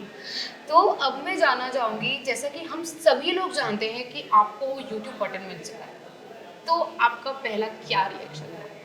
क्या आपके मेरा पेरेंट्स का क्या रिएक्शन था? भाई रिएक्शन तो बहुत अलग ही था, मतलब अनएक्सपेक्टेड चीज़ हो गई थी वो, क्योंकि वो एक अलग ही टारगेट है जो अचीव हो जाता है ना। तो मतलब आप क्या बयां नहीं कर सकते उसको, वो एक ऐसी चीज़ है यूट्यूब प्ले बटन, क्योंकि वो आपकी जो सालों की मेहनत होती है ना, वो एक अचीवमेंट के तौर पे देते हैं वो। तो वो एक अलग ही चीज़ है जो भाई, उसमें वेरिफिकेशन होता है, दिल धक धक ज़बरदस्त करता है वो, उसमें भाई बहुत सारा एक रोल होता है। तो जब वो हाथ में आया था ना, मैंने तो 10 दिन तक नहीं खोला था वो बटन, क्योंकि मुझे बिहारी जी में खोलना था। तो वो मैंने वहीं पे खोला था, उन्हीं के वहाँ। एक अलग ही चीज़ थी, पहली बार मैंने देखी थी वो। तो मतलब मैं बता ही नहीं सकता आपको कि वो क्या था। वो जब आपके संग किसी के संग होगा ना, तब आप फील कर सकते हो वो चीज़। वो एक ऐसी चीज़ है यूट्यूब प्ले बटन, वो एक बहुत यूनिक चीज़ है। पेरेंट्स का भी एक अलग रिएक्शन था कि भाई प्ले बटन और ये क्या, एक अलग ही चीज़ आ जाती है। सबको बहुत खुशी हुई थी, मतलब बहुत ईजी नहीं होता वो वाला चीज़ अचीव करना। तो बहुत टाइम लगा। इंस्टा पे इतना टाइम देने के बाद, इतना अपने आप को झोंकने के बाद, पूरा इंडिया एक्सप्लोर करने के बाद वो चीज़ आई। तो वो एक अलग ही एक्सपीरियंस था। उम्मीद तो थी होगा होगा होगा, लेकिन एक टाइम पे होता है। मेहनत रंग ले ही आई आखिर। आती है मेहनत, रंग लाती है, बस वही है कि वो आपको पूरा चेक करती है कि आप इस लायक हो भी ही नहीं। अगर आपको वो चीज़ जल्दी जल्दी मिल जाएगी ना, आप उसकी वैल्यू नहीं करोगे जल्दी। जब हमें हाँ, कोई चीज समय से पहले मिल जाती है तो हम उसकी कद्र नहीं करते। एकदम परफेक्ट है, क्योंकि क्या है ना, आपको इस सोशल मीडिया में बहुत जल्दी ग्रोथ मिल गई, तो वो ग्रोथ दिखती सबको बहुत अच्छी है, लेकिन आप लॉन्ग टर्म नहीं चल सकते फिर। हाँ। क्योंकि फिर आप कहोगे अब क्या करना है, तो वो एक क्वेश्चंस बहुत सारे इसमें आ जाते हैं। तो बस यही मेन, यूट्यूब प्ले बटन तो एक अलग ही चीज़ है। एक बार जो कंटेंट क्रिएशन में उसका सपना होता है वो, तो वो पूरा होना इज लाइक बिग ड्रीम। तो एज अ मैक्रो इन्फ्लुएंसर आपको बहुत सारे इवेंट्स में भी जाने का मौका मिला होगा। मेटा के इवेंट्स होते हैं, एंड गवर्नमेंट ने पर्सनली अभी एक रिसेंटली दिल्ली में इवेंट करवाया था, I think, right? Different cities में हुआ था, 6 मार्च को हुआ है ना? तो आपको उसमें ना बहुत सारे लोगों से मिलने का मौका मिला होगा, बहुत बड़े बड़े क्रिएटर्स से आप मिले होंगे, एंड पर्सनली मोदी जी को आपने सुना होगा 2 घंटे बैठ के। तो आपका वो क्या एक्सपीरियंस था जब आपने वो वही- इवेंट्स अटेंड किया? मतलब आप समझोगे आज तक एक डर था, 6 मार्च से पहले तक एक डर था कंटेंट क्रिएशन को लेके कि कैसे क्या होगा, हम इस पे डिपेंड हो सकते हैं कि नहीं हो सकते, क्या नहीं है क्या, वो सब चीज़ें। तो वो जो क्रिएटर अवार्ड्स हुए थे ना, उसमें जब आपके खुद पीएम आपसे बात कर रहे हैं तो उन्होंने ऐसे ऐसे पॉइंट्स बताए, उन्होंने इतना अप्रिशिएशन दिया ना कि मतलब वो एक्सपेक्ट ही नहीं था किसी को। वहाँ बड़े से लेके छोटे क्रिएटर सब तरीके के लोग आए हुए थे और उन्होंने इतना कुछ बताया ना इस कंटेंट क्रिएशन में कि भाई मतलब आप समझो 2.5 घंटे वो बोले और 2.5 घंटे गूज बम्स आ रहे थे, मतलब एक कि भाई कहाँ हैं हम, ये हमारे बारे में बात हो रही है। उन्होंने वो सारे पॉइंट्स कवर किए। उन्होंने क्या बोला, कंटेंट क्रिएटर एक ऐसी चीज है कि आप खुद ही कैमरामैन, खुद ही एडिटर, खुद ही स्क्रिप्ट राइटर, खुद ही एक्सप्लोर कर रहे हो, एवरीथिंग एक पर्सन कर रहा है। तो वहां पर वो चीज जब मैंने फील करी ना, अरे यार ये तो हमारे बारे में बात हो रही है और ये तो मेरा ही कल बता रहे हैं, तो वहां पर लगा यार जब ये जो पीएम है जिसको बहुत कुछ करना है वो कंटेंट क्रिएशन की लाइफ बता रहा है। क्योंकि उसकी जब पीएम जी की एंट्री हुई थी ना, तो उनकी एंट्री बड़े प्यारे तरीके से करी गई थी कि ये एक ऐसी पर्सनैलिटी है जो खुद ही इन्फ्लुएंसर है, सब कुछ खुद करते हैं वो पीएम। हाँ। उन्होंने एक ट्वीट किया था तो मालदीव्स का क्या हुआ था, लाइक दैट। तो वो खुद एक कंटेंट क्रिएटर, तो उन्होंने जब बताया ना तो हमें लगा यार हम बहुत बड़ी चीज कर रहे हैं, एक्चुअल में हम बहुत बड़ी चीज कर रहे हैं। जो शॉर्ट टर्म पे कर रहे हैं कि व्यूज आ गए ये सब हो गया, वो नहीं है, वो शॉर्ट टर्म है, वो उनको खुद भी नहीं पता, वो बस हो गया, कुछ हो गए। बट द पॉइंट इज जब आप बड़े लेवल पे चीज कर रहे हो ना, तो इज लाइक ये एक बहुत बड़ी चीज है जो अनएक्सपेक्टेबल है और आपकी वैल्यू इतनी है ना, आपकी वीडियो की वैल्यू इतनी है कि आप किसी को ऊपर ले जा सकते हो तो आप उसको एक झटके में नीचे भी ला सकते हो। तो इन वीडियोस का लोग बहुत गलत फायदा उठाते भी हैं, जैसा कि आप देखते हो कंट्रोवर्सीज हो जाती हैं, तो वहां पर इन चीज़ों का बहुत बड़ा रोल है। तो मेरे को जो लगा ना कि कंटेंट क्रिएशन फ्यूचर के लिए बहुत अच्छी है, लेकिन अगर आप उसको एक कंटेंट क्रिएशन की तरह करो। तो अब जैसे वो जो इवेंट कवर किया मोदी जी वाला, तो उससे तो मुझे कॉन्फिडेंस आ गया कि भाई मुझे अब यही करना है, क्योंकि बहुत कुछ उन्होंने बताया था, बहुत कुछ फ्यूचर टेक्नोलॉजीज के बारे में बताया था जो कंटेंट क्रिएशन में हेल्प करेंगी और काफ़ी कुछ चीज़ें करेंगी। मेटा के बारे में भी कुछ बताया? हाँ, मेटा के बारे में भी बताया था, काफ़ी कुछ चीज़ों के बारे में बताया था आपको कैसे करना है। मतलब कंटेंट क्रिएटर से क्रिएटिंग करके ना आप अपनी लाइफस्टाइल तो कर ही सकते हो, आप अपने समाज में भी बहुत सारी चीज़ें कर सकते हो, सोसाइटी में आप बहुत कुछ कर सकते हो। फिर मैं मेटा के इवेंट्स में गया था, तो वहाँ पर भी मैं उन क्रिएटर्स से मिला जिनको हम देख के इतना आगे आए थे, वो सब आपके साथ थे। तो वो एक मेरा बहुत बड़ा अचीवमेंट था। हाँ, वो मेरे लिए बहुत बड़ा अचीवमेंट था वो। मैंने अभी ये सब चीज़ें अपनी प्रोफाइल पे शेयर नहीं करी हैं, मैंने हाइलाइट्स में दे रखी हैं, लेकिन मैंने वैसे शेयर नहीं करी हैं। उसका भी मैं एक समय के साथ चीज़ें करता हूँ। मेरा ये नहीं है कि ये हो गया कर दो, मैं एक सारी चीज़ें टाइमलाइन के हिसाब से करता हूँ कि मुझे अब ये करना चाहिए। तो मैं मेटा के इवेंट में गया था, लखनऊ में हुआ था, मैं वहाँ पे भी गया था। नॉर्थ इंडिया का जो हुआ था मैं वहाँ पे भी गया था, दिल्ली में हुआ था। तो वहाँ सब लोग आए थे, मतलब वो क्रिएटर आए थे जिनके लोग दीवाने हैं, जिनके लिए लोग मतलब जैसे एक अपना फूड ब्लॉगिंग में आया था, HMM आया था, एंड वहाँ पर वो आया था, क्या बोलते हैं उसको, टैग बर्नर आया था। भाई मैं उसको बहुत देखता हूँ। हाँ, मैं उनसे मिला था, बात हुई थी पर्सनली। कैसा एक्सपीरियंस? बहुत अच्छा एक्सपीरियंस था उनसे। मतलब वो एक्चुअल में पता है कंटेंट क्रिएटरों को लोग जो समझते हैं ना, यार ये बहुत बड़ा आदमी तो ये ऐसा होगा, ऐसा नहीं है, सब नॉर्मल है। आप मुझसे मिलोगे पर्सनली, जैसे आप मिले हो, तो मैं बिल्कुल नॉर्मल हूँ ऐसे। भाई वो भी बहुत नॉर्मल है, बिल्कुल नॉर्मल। जो चीज़ पूछोगे आपको जवाब दे रहे थे, ऐसा नहीं था वो इवेंट है इसलिए, वो वैसे भी नॉर्मल है। हम वैसे भी उनसे मिले हुए हैं, काफ़ी लोगों से मिले हुए हैं। तो आपको उनसे मिलके कुछ अलग हुआ? क्योंकि tag burner is a very known face in the content creation industry. उससे मिलके ये लगा ना, और जब जहाँ पर वो था वहाँ पर हम थे और कोई नहीं था, तो एक अलग ही वाइब थी माइंड में, एक बॉडी में एक अलग ही हलचल थी, सेंसेशंस फील हाँ, होते थे। तब आपको हम लगा यहाँ कि हैं, मैंने कुछ कर लिया। लिटरली एक्चुअल में लगेगा कि मैंने कुछ कर लिया वहाँ पे। मैं लेकिन सबसे पहले इवेंट में गया था मौज ऐप के इवेंट में, नोएडा में हुआ था। तो तब भी वो बहुत अच्छे कंटेंट क्रिएटर आए। कच्चा बादाम में जो अंजलि अरोरा है, मैं तब उससे मिला था, तो उनके साथ फोटो हुई थी, बहुत सारी चीज़ हुई थी। मैंने शेयर कुछ नहीं किया, क्योंकि मेरे को है ना कि फोटो खिंचा के मतलब ऐसे लोगों को शेयर करना, शोबाजी नहीं करनी, वो मेरा अचीवमेंट है। मैं खुद खुश होना चाहता हूँ उसके साथ, है ना। तो वो ये सारी चीज़ें हैं। तो मैं इतने कंटेंट क्रिएटरों से मिल चुका हूँ, सबसे ऑलमोस्ट मिल ही चुका हूँ मैं, और सबके संग में काम भी कर चुका हूँ, बहुत अच्छे ब्लॉगर्स के साथ, फूड ब्लॉगर्स के साथ। तो वहां पर मुझे ये पता चल गया कि भाई करना तो मुझे यही है, तो कैसे करना है क्या करना है मैं उसी हिसाब से चलता हूँ। तो ये सब पूरा का पूरा उन इवेंट से बहुत फर्क पड़ता है आपकी लाइफ में। जब आप एक कंटेंट क्रिएशन कर रहे हो, जब आपको, अब आप सोचो फेसबुक पे कितने लोग हैं डेली वीडियोस डालते हैं, करोड़ों लोग हैं। अब उन करोड़ों लोगों में से आपको बुलाया जा रहा है, तो आपने कुछ तो गाड़ ही लिया है। तो वहां पर इतनी नॉलेज देते हैं ना वो ये नहीं बताते हैं कि आपको ग्रो कैसे करना है, वो ये बताते हैं कि आप जो कर रहे हो ना आपको करना कैसे है। तो इतना कुछ बता देते हैं कि आपको एक कॉन्फिडेंस आता है। नॉलेज वो नहीं देते हैं कि आपको इस टाइम पे डालना है, वो करना है, ऐसे करना है, आपको ये पोस्ट ऐसे इतने हैशटैग यूज, कुछ नहीं बताते हैं वो आपको एक फील कराते हैं, वो एक स्पेशल फील कराते हैं आपको। वो इवेंट होने का रीजन है स्पेशल फील, कि भाई पूरा इंडिया वीडियोस अपलोड कर रहा है और आप आए हो उस इवेंट में पर्टिकुलर तो बिल्कुल सही डायरेक्शन में जा रहे हो। हाँ। बट उसको वो और आपके लिए आसान बना देते हैं जर्नी। वो आपको अप्रिशिएट करते हैं, appreciate that event is for appreciation, कि हम आपके साथ हैं, लाइक दैट। तो अब ऐसा तो नहीं है कि भाई अब मैं वहां पहुंचा हूं और कोई नहीं पहुंचा। काफी सारे तो लोग रीजन है ना कि मैं कुछ कर रहा हूँ, फेसबुक का मेरे पे ध्यान है, मेटा का मेरे ऊपर ध्यान है, मेरा पेज वो फॉलो अप में है, टच में है, तभी तो मैं वहां पहुंचा हूँ। तो वो एक चीज जब क्रिएट हो जाती है ना, तो आपको लगता है आप कुछ कर रहे हो, अब तो फिर आप उसको और अच्छे से करोगे। Start taking things on a very serious note. Yes, क्योंकि आपको वैल्यू मिलना चालू हो गई। हाँ। लेकिन आप मजे में कर रहे हो तो कोई वैल्यू नहीं है, भले आपकी वीडियोस पे 100 मिलियन व्यूज आए, भले आपकी वीडियो पे 100, ऐसे बहुत सारे लोग हैं। पहली कोई वीडियो जो बहुत वायरल गई? मेरी सबसे पहली वीडियो एक थी 56 वो की थाली, जो मैंने बहुत रैंडम बनाई थी। बहुत रैंडम मीन समझ लो, मैंने स्टेटस देखा था, भगत हलवाई की थी। तो उन्होंने स्टेटस लगाया था, शाम को दोपहर में लगाया था। मैंने उनको किया भैया मुझे थाली कवर करनी है। तो मैं वहाँ पहुँचा 5 बजे, 6 बजे तक वो वीडियो शूट करी, 6 बजे से 7:30 बजे तक वो मैंने एडिट करी ऑन द स्पॉट बैठ के, वहीं मतलब घर पे पहुँच के।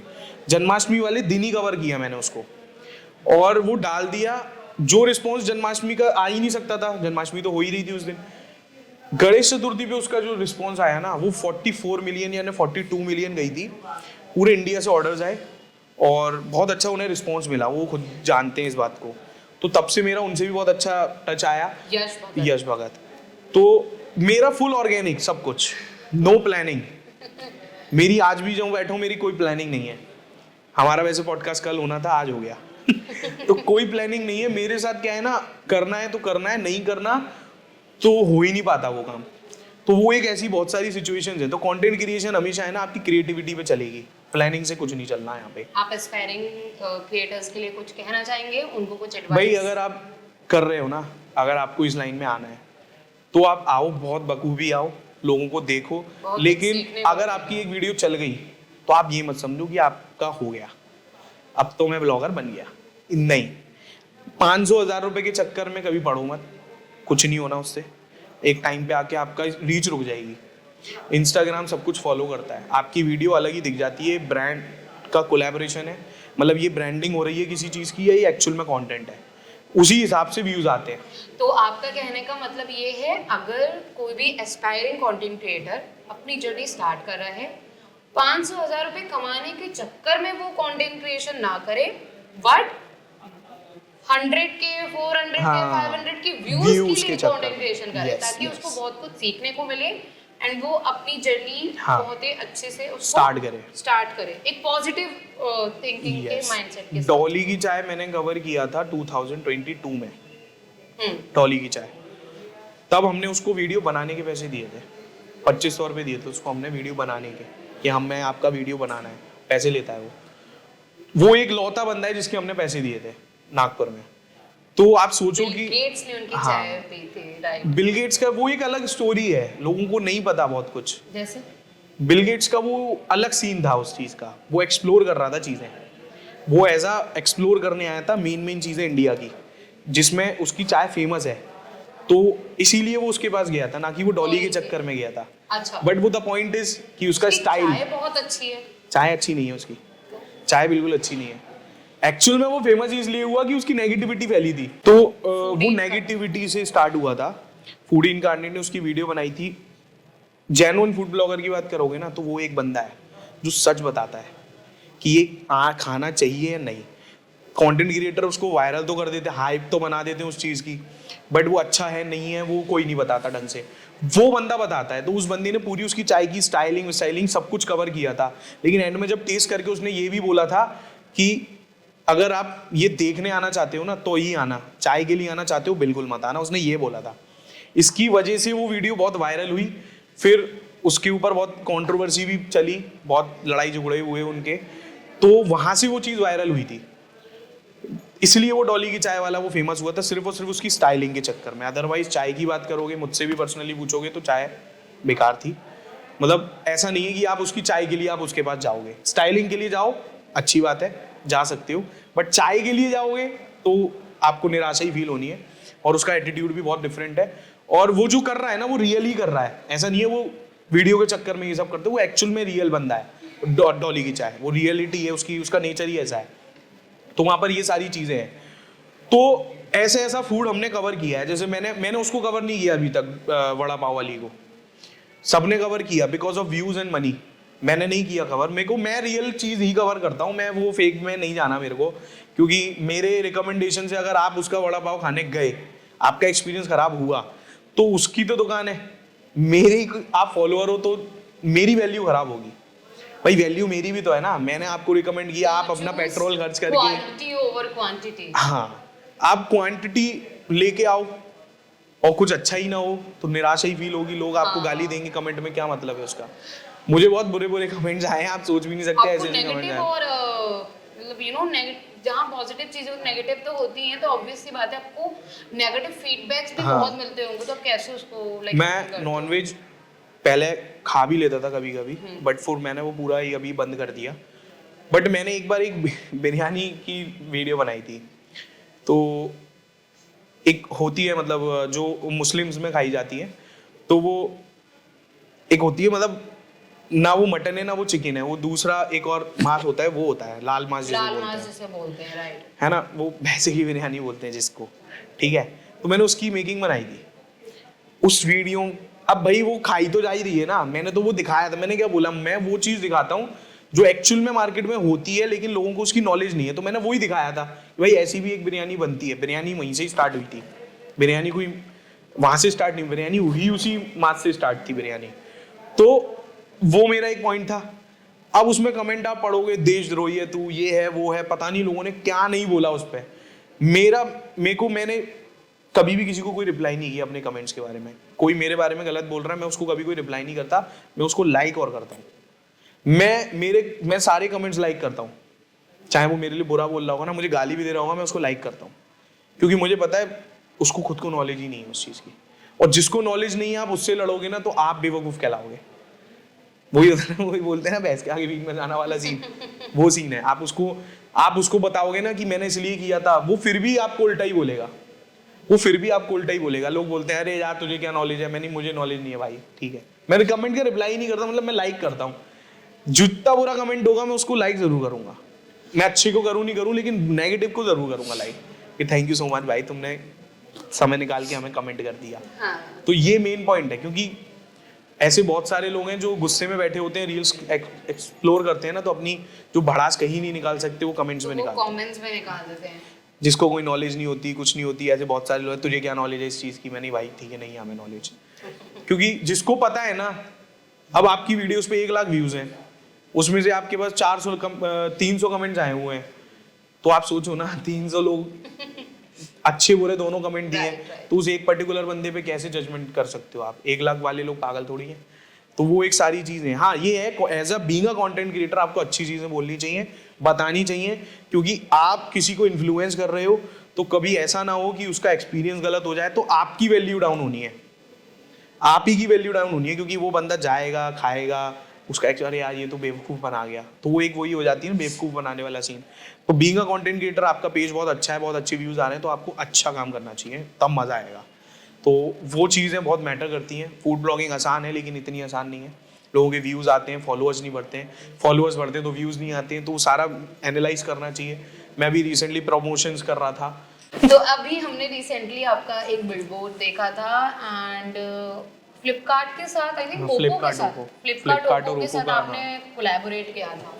तो ब्रांड ने आपको कैसे रीच आउट किया, एंड आप मतलब जैसे कि काफ़ी लोगों को ये चीज़ जाननी होती कि कंटेंट क्रिएटर्स कमाते कितना है, तो आपने क्या उनसे डिस्कस किया, इन चीज़ें कैसे फाइनलाइज हुई, एंड देन आपका इतना ये बहुत ही क्योंकि सक्सेसफुल पार्ट होता है, क्योंकि हर किसी को ये मौका नहीं मिलता कि यार ब्रांड के साथ कोलैबोरेट करके आप बिल बोर्ड पे आ रहे हो, सबका एक सपना होता है जो आपको पूरा हो चुका है।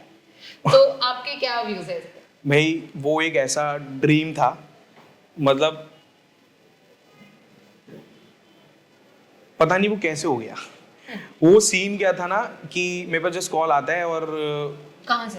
मेरे पे कॉल आया था, फ्लिपकार्ट से आया था कि ऐसा ऐसा हम कर रहे हैं, तो एक स्टोरी चाहिए और वो सारी चीज़ें। तो उन्होंने 4 क्रिएटर उठाए थे इंडिया में से, नॉर्थ वेस्ट ऐसे करके हर जगह से। तो मैं नॉर्थ साइड से था, तो वो बिलबोर्ड लगना था, तो उस पर प्रॉपर आईफोन एक फ़ोन लॉन्च हो रहा था ओप्पो का। तो वो उससे पहले 1 साल पहले भी एक फ़ोन लॉन्च किया था हम लोगों ने ग्वालियर जाके, तो वो भी एक अलग पॉइंट था। लेकिन इसमें बिलबोर्ड लग रहा, बिलबोर्ड इज लाइक बिलबोर्ड।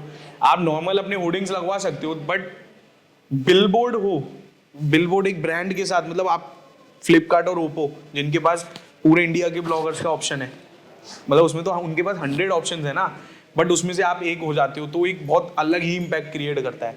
तो वो जब मेरी वहाँ पे चीज़ें हुई ना डील, तो मेरे साथ ये था कि भाई मुझे ये करना है। भाई मैं किसी को नहीं बताया वो चीज़, जब तक मेरी वो फाइनलाइज नहीं हुई ना, मैंने किसी को नहीं बताया, मम्मी वगैरह किसी को नहीं बताया था इवन। तो वो जब तक फाइनलाइज नहीं हो रहा था, मेरे को बड़ा वो लग रहा था, क्योंकि मेरे संग ट्रेजेडी ऐसी हो जाती है कि मेरे बनते हुए काम ज़्यादातर बिगड़े हैं बताने की वजह से। तो वहाँ पर मैंने वो किसी को नहीं बताया जब तक फाइनल नहीं हो गया वो। मैंने कि भाई तुम करो, बस मुझे तो करवाना है, ये चीज़ ज़रूर करवानी है, चाहे तुम मुझे पैसे देना या मत देना, लेकिन ये कर दो, क्योंकि ये एक मेरे लिए मेरी प्रोफाइल के लिए और मेरे लिए एक बहुत बड़ा अचीवमेंट हो जाएगा। और मुझे ये भी नहीं पता था कि वो उस बिलबोर्ड पे बहुत ऐसा कुछ लिख देंगे कि क्या लिखा था? उन्होंने मुझे एक टाइटल दे दिया, आगरा का सरताज। और भाई मार्केट में जितनी मेरी नेगेटिविटी थी, जो लोग समझते थे कि मैं ऐसे ही हूँ, मैं फेक हूँ, या मैं कुछ ऐसे ही हूँ या नहीं हूँ, या मेरा कुछ ऐसा है, भाई ये तो उस कंपनी सामने से दे रही है, मैं तो कुछ बोला ही नहीं। वो ना तो वो मैंने डिज़ाइन किया था, ना वो मैंने कुछ किया था, सब कुछ उन्हीं की तरफ से था, मेरा कुछ नहीं था उसमें। तो मेनली वो जो आया ना, उन्होंने मेरे को एक दिन पहले भेज दिया था कि ये बिलबोर्ड तुम्हारा कल लाइव हो जाएगा। भाई मैं तो हिल गया मतलब मैंने की ये क्या हो गया, ये तो एक्सपेक्टेड ही नहीं था। मुझे लगा बिलबोर्ड होगा, फोटो होगा, कुछ ना कुछ होगा ऐसा, लेकिन वो एक टाइटल दे देंगे जो मैं चाहता था मैं पर्सनली बताऊं तो मेरे मन में था कि मैंने इतना कुछ किया। देखो लोगों को मेरे लिए बहुत अलग तरीके से सोचते हैं आगरा में, लेकिन मैं किसी के लिए कोई गलत नहीं सोचता, बट फिर भी लोगों ने ऐसी एक इमेज सी अपने आप ही मन में क्रिएट कर ली है। क्योंकि क्या होता है ना, मन में अपने आप रखने से कुछ नहीं होता जब तक आप जानोगे नहीं। पर्सनली भी मैंने आपके बारे में सुना ही होगा कुछ ना कुछ, बट उसमें मेरा कोई रोल है ही नहीं। बट मेरे संग क्या है ना, मैं बहुत क्लियर हूँ, आपने देखा मैं सब कुछ क्लियरली बात कर रहा हूँ, मैं आपको हर टू पॉइंट बता रहा हूँ, मेरा ये नहीं है घुमा रहा हूँ मैं किसी चीज़ में। तो जब आगरा का सरताज आया ना, तो भाई वो मुझे अपने आप में ही था कि ये लो देख लो कि ये रियलिटी अपने आप आती है, मैंने कुछ नहीं किया भाई। जो मैं कर रहा हूँ, मैं इतनी हार्डवर्क तरीके से कर रहा था, मैं इतना डीप इसमें कर रहा था, इतना सीरियसली कर रहा था कि जिसकी कोई लिमिट नहीं है उसका। मुझे ऑटोमेटिक जब वो एक एप्रिसिएशन मिला ना, मैंने कि अब अपने आप लोगों के मुंह बंद हो जाएंगे कि कौन क्या है, लोगों के अपने आप मुंह बंद हो जाएंगे कौन क्या है। वो कहते हैं ना कि कभी भी ना अपनी सक्सेस का रास्ता किसी को मत बताओ, लोगों की नजर लग जाती है, पॉइंट। आई थिंक आप इसको बिलीव करते हो। मैं करता क्या हूँ, मेरे संग हुआ है अच्छा, मतलब ट्रेजेडीज हो जाती हैं, कुछ ना कुछ काम रुक जाते हैं, खराब हो जाते हैं, तो वो साथ वालों के बन जाते हैं।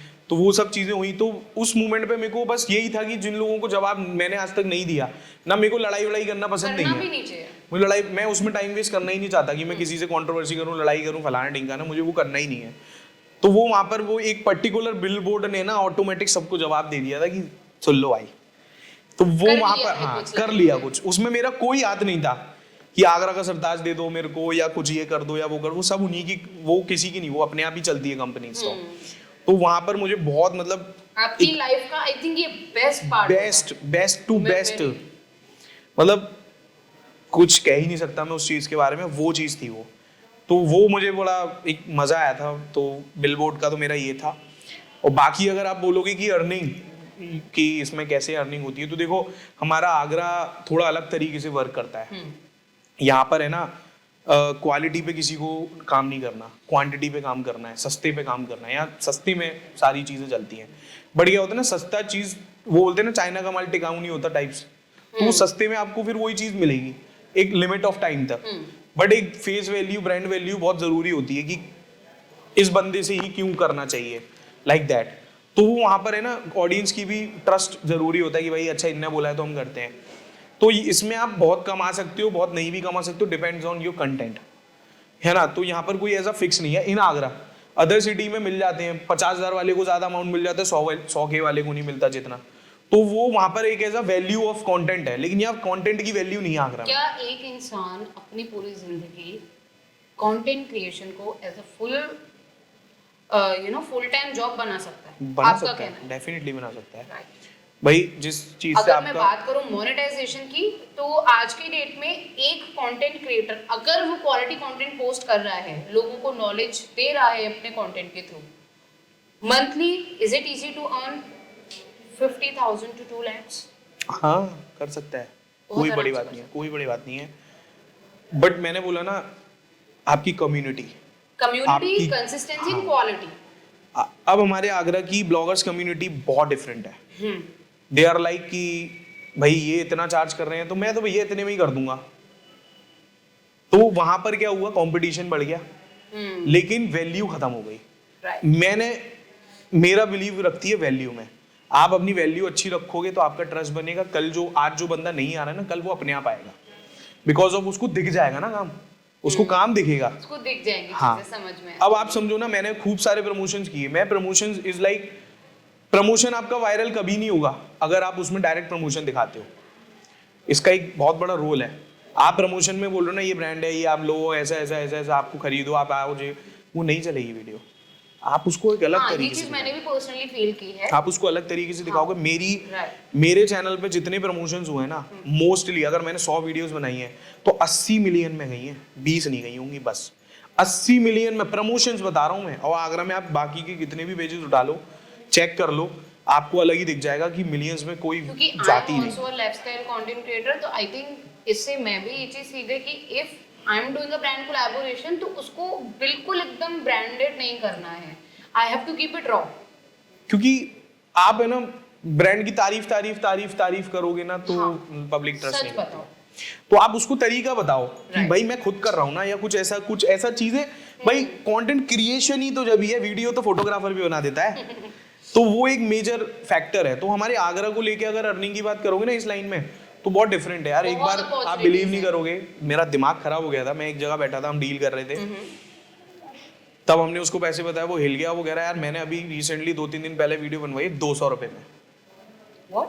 200 रुपए में वीडियो। पॉइंट समझो इसमें। मेरा दिमाग खराब हो गया। मैंने भैया हम काम कर ही नहीं पाएंगे, सॉरी। आप 200 रुपए में वीडियो बना रहे हो, 200 रुपए में क्या आता है आज के टाइम पे? और जो बंदा आपकी वीडियो बना के गया, क्या वो सीरियस है उस वीडियो को बनाने के लिए? 200 रुपए के लिए? भाई 200 रुपए में कोई फोटो नहीं खींच के दे रहा आज के टाइम पे। आज की डेट हो गए ना, आप भी कंफ्यूज हो गए। नहीं, क्योंकि I have been into these things personally, तो मुझे भी पता है अगर आपको क्वालिटी कंटेंट चाहिए, minimum invested amount has to be at least 2,000 to 5,000। That is the minimum amount I am saying. अब वो 200 रुपए में बना के गया। मैंने कि भैया पहली बात तो बनवाने वाले ही पागल है। मैंने तो यही बोला उनको सीधा, भैया मुझे नहीं पता आपने क्यों बनवाई, बट अगर आप पैसे को देख के बना रहे हो ना, कोई सेंस नहीं है इस चीज का। हम आगे बात ही नहीं कर सकते। मैंने साफ बोल दिया, हम आगे बात ही नहीं कर सकते अब। क्योंकि 200 रुपए में अगर अब वीडियो बनने लगी ना भैया, तो मुझे खुद का एक ठेला खोलना पड़ जाएगा। अगर मैं 200 रुपए में काम करूंगा ना, तो फिर मैं अपना ठेला ही चलाने लायक, वो उसमें ज्यादा पैसा कमा लूंगा मैं। स्ट्रीट फूड में बहुत पैसा है। तो मैं कि भैया हम आगे डील कर ही नहीं सकते। तो आप खुद सोचो कि मार्केट ऐसी है आगरा की।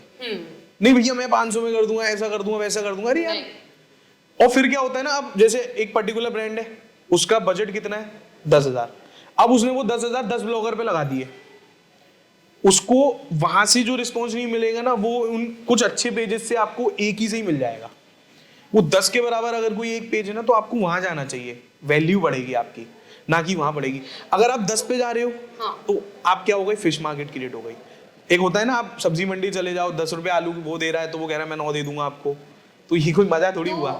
आपकी नजर में एक ऐसी प्रोफाइल क्या होगी, मतलब लाइक जो, जैसा मेरा मानना है, प्रोफाइल वो अच्छी है, कंटेंट क्रिएटर वो अच्छा है जो क्वालिटी दे रहा है, व्यूज आर 10 to 15 के एवरेज व्यूज, एंड लाइक्स चलो ठीक है, दैट कीप्स ऑन चेंजिंग क्योंकि एल्गोरिदम हर वीक बदलता है इंस्टाग्राम का। देखो है ना? हाँ, लाइक्स का कोई मैटर नहीं करता। पहली बात, मेन बात करते हैं व्यूज। मेजर आगरा में आप पेजेस उठा लो, सबके लाइक्स हाइड है। हाँ, मेजर सबके लाइक हाइड। मेरी एक वीडियो में लाइक हाइड नहीं हुआ, एक सिंगल वीडियो में लाइक हाइड नहीं हुआ, चाहे मैंने बहुत सारी वीडियो बनाई। मेरे को नहीं करना ना, ऑर्गेनिक है भाई लाइक्स। मैं कुछ गलत कर ही नहीं रहा हूँ। मेरे फॉलोअर्स रियल, मेरे व्यूज रियल। भाई अगर मेरी वीडियो पे 42 मिलियन व्यूज आ सकते हैं तो मेरी वीडियो पे 22,000 व्यूज पे भी रुकी है वीडियो। मैंने क्या बोला, मैं स्टार्टिंग से पूरे पॉडकास्ट में मैंने एक चीज बोली, कंटेंट। आपका कंटेंट मैटर करता है, ना कि फॉलोअर्स, ना कि लाइक्स, ना कि कमेंट्स, ना कि कोई शेयर। आप सिंपल सा फंडा है, कोई चीज ऐसी होती है जो रिलेटेबल होती है तो आप उसको शेयर करते हो, लाइक नहीं करते हो। कोई चीज ऐसी होती है नहीं ये गलत बोल रहा है तो आप उस पर कमेंट ज्यादा आएंगे। कोई चीज ऐसी होती है कि चलो लाइक डबल क्लिक करा ऊपर चलती है। वो सब कुछ माइंड का गेम है सारा। तो मैं क्यों लाइक हाइड करूं जब मैं गलत ही नहीं हूं? लाइक वही हाइड करेगा ना जिसका पेज ही गड़बड़ होगा, क्योंकि व्यूज तो आ ही रहे हैं। व्यूज का कुछ नहीं है, बॉट फॉलोअर्स पे भी व्यूज गिनती में आ जाता है, वैसे भी व्यूज गिनती में आ जाते हैं। मेन है आपका वो पूरा सारा का पूरा सारा सेटअप, तो वो एक मेजर पार्ट है। तो यहाँ पर आगरा में अगर अर्निंग की बात करेंगे तो ओवरऑल यही है कि क्वांटिटी पे कोई वो क्वालिटी पे कोई काम करना नहीं चाहता, क्वांटिटी पे करना चाहता है। दिल्ली मुंबई में जाके क्रिएटर्स अपना इसके बारे में वो क्वालिटी पे काम होता है। दिल्ली मुंबई पे यार आप बिलीव, मेरे को बहुत कॉल्स आते हैं मुंबई से, आप हमारी वीडियो बना सकते हैं क्या? बट वो ये कि यहाँ से जाना आना बहुत सारी सिनेरियो हो जाते हैं तो उनको महंगा पड़ जाता है, तो नहीं हो पाते। लेकिन मैंने बाहर बहुत वीडियोस बनाई है, मथुरा में बनाता रहता हूँ, बाहर से फिरोजाबाद से इधर उधर से बहुत सारे कोलैबोरेशन आते हैं, फतेहाबाद से आया था। यश, आज इतने घंटे आपसे बात करने के बाद ऐसा लग रहा है मुझे पर्सनली, कंटेंट क्रिएशन की एनसाइक्लोपीडिया हमने पढ़ ली। हाँ, मैंने 10% तक पढ़ ली शायद, आराम से, या उससे ज्यादा ही पढ़ ली। कोई अगर ये देख के, मतलब मैंने पूरे पॉडकास्ट में सिंपल, आपने मुझसे एक क्वेश्चन 2-3 बारी वो एक डायरेक्ट इनडायरेक्ट आया कि कैसे इसमें ग्रो कर सकते हैं, तो मेरा उस सब में वो एक ही आंसर रहा always, content quality and consistency. और कोलैबोरेशन मत करो, ब्रांड्स के साथ करो। ऐसी बहुत सारी चीजें हैं तो जो हमें लगता है कि हम इससे जल्दी ग्रो हो सकते हैं, बट नहीं होते हैं हम, बल्कि दलदल में फंसते हैं उससे। क्योंकि है ना, आपका क्रिएशन, आपकी क्रिएटिविटी, आपने देखा होगा कुछ लोगों के 80 पोस्ट होते हैं लेकिन 1 मिलियन फॉलोअर्स होते हैं, बट वो 80 पोस्ट ऐसी पोस्ट होती हैं, वो ऐसा कंटेंट होता है कि धुआं मचा दिया होता है उन्होंने। तो 3000 पोस्ट और 300 पोस्ट मैटर करता है कंटेंट। मेरी प्रोफाइल पे अप्रॉक्स 3200 हैं, मतलब 3200 अप्रॉक्स हैं। तो उसमें से है ना 1800-2000 तो मेरे फोटोज हैं। जब फोटो, मैं बहुत पुराने टाइम से हूँ, लोग कहते हैं तुमने पोस्ट इतनी कर रखी है। मैंने भाई पीछे जाके देख, रील से पहले तो सारी फोटोज हैं। तो फोटोज तो भाई मैं 2016 से कर रहा हूँ, तो इतनी तो बनेंगी ना अब तक, इतने तो दिन भी नहीं होंगे फिर भी इतनी तो बनेंगी ना। तो वो वहां पर एक मैटर करते हैं। तो मैंने एक सिंपल सा फंडा है, क्वांटिटी पे ना काम करते हुए क्वालिटी पे काम करो, मजा आएगा। और क्वालिटी भी ऐसा नहीं कि कैमरे शूट करेंगे, ये करेंगे, वो करेंगे, बहुत एफर्ट्स डाल रहे हो। एफर्ट्स डालो, कंटेंट में डालो, मजा आएगा। क्योंकि और कभी कभी ये भी होता है कि भाई जिसमें इतना एफर्ट डाला कुछ नहीं चला, तो आप डिमोटिवेट भी हो जाते हैं। हाँ, डिमोटिवेट भी हो जाते हैं। तो कभी ये मत सोचो कि ये चीज नहीं है, ये नहीं कर रहे कवर, या आपके किसी एक आध वीडियो पे व्यूज आ गए तो आप बादशाह समझ लो। कुछ मत करो भाई, बहुत इजी तरीके से काम करो। Stay grounded and stay connected and share knowledge through your content. आप समझ लो कि अगर आप किसी की वीडियो देख के जाते हो, आपका एक्सपीरियंस गलत होगा, तो सेम टू सेम आपकी वीडियो देख के कोई और जा रहा है और आपका एक्सपीरियंस गलत, उसका एक्सपीरियंस गलत हो रहा है, तो जो गाली आपने उसको दी होगी ना, समझ लेना वो भी तुम्हें ही दे रहा है। तो वो एक सिंपल सा फंडा है। तो इतना कुछ है नहीं, कंटेंट क्रिएशन इतना हार्ड बना दिया है। हार्ड भी मैं तो कह रहा हूँ भाई, अगर इस छोड़ छाड़ के इसमें गुजरे हो तो पैसे के लिए मत घुसना, ये भी एक मेजर पॉइंट है। तो ये कंक्लूजन्स हैं अपने इस पॉडकास्ट की, जो मेजरली जो मैंने नोट किया है। और आगरा की मार्केट बहुत डिफरेंट है। तो मैं बहुत सारी कंट्रोवर्सियों में, मुझे भी नहीं पता मेरी कंट्रोवर्सी हो रही है, मुझे वाकई में नहीं पता होता। और मैं किसी को ना कोई रिप्लाई देता हूँ, ना मैं किसी से कोई जवाबदारी करता हूँ, या मैं किसी से कोई लड़ता हूँ। मैंने आपको बताया लड़ाई का जवाब ऑटोमेटिक ही मिलता है, नेचर से मिलता है आपको। जो आपकी मार्केट है ना ऑटोमेटिक, जैसे कि फ्लिपकार्ट और ओप्पो ने किया। मैं अकेले ही काम कर रहा हूँ इस टाइम पे, ये समझ लो। मेरे को कोई टीम नहीं, कोई कुछ नहीं, ना किसी का सपोर्ट। देखो अगर मैं किसी के लिए बुरा बोल रहा हूँ और मैं फिर उसी के साथ जाके मिल के काम करूंगा तो मैं ही बेवकूफ़ कहलाऊंगा। तो मेरा जो है, जो गलत है वो गलत है, जो सही है वो अच्छी बात है, मैं उसमें फिर फॉलो ऑन लगा रहता हूँ। तो जो मेरे को किताब मिला था ना आगरा का सरताज, तो उसने ऑटोमेटिकली सबको जवाब दे दिया था कि भाई कौन कितना अच्छा काम कर रहा है या कौन कितना बुरा काम कर रहा है। ऑटोमेटिक समझ में आता है। कंपनी के पास मैं ही अकेला ऑप्शन थोड़ी था, आगरा में और भी ऑप्शन थे, यूपी में ऑप्शन थे। तो वही वाली चीज है, आप समझ रहे हो मैं क्या कहना चाह रहा हूं। तो वहां पर चीजें डिफाइन करती हैं आपका वर्क। आपका वर्क ऑटोमेटिक बोलेगा, आपको बोलने की जरूरत ही नहीं है। मेरा सिंपल सा फंडा है, लड़ो हाथ पैर से नहीं, ऐसी लड़ाई लड़ो जो आपकी काबिलियत प्रेजेंट करे। That's it. So, thank you so much, Yash, for sharing this knowledge about content creation and digital world. Yes. आपसे आज हमें बहुत कुछ सीखने को मिला। डेफिनेटली हमारी ऑडियंस को भी बहुत कुछ सीखने को मिलेगा। And I think this is अब तक का मेरा best podcast personally, because I have also think like नहीं, मैंने भी बहुत कुछ सीखा आपसे। Thank you so much for sharing your knowledge. Thank you so much for giving us your time. Have a great day and wishing you all the best for your future. Same to you too. आपका channel बढ़िया सा चले। वैसे मैंने podcast के लिए, मेरे को आगरा में 2-3 आए थे, मैं सबको मना किया था। मैं एक जगह किया है और एक दूसरा आपके यहाँ किया है, क्योंकि अपनी नॉलेज भी वहाँ शेयर करो जो लोगों तक पहुँच सके। फालतू बोलना में भी मज़ा नहीं आता। तो मुझे लगा कि आपकी से कुछ नया होगा, बढ़िया होगा, तो होता है। अब देखते हैं आगे क्या होता है। मुझे तो मज़ा आया अब तक ओवरऑल।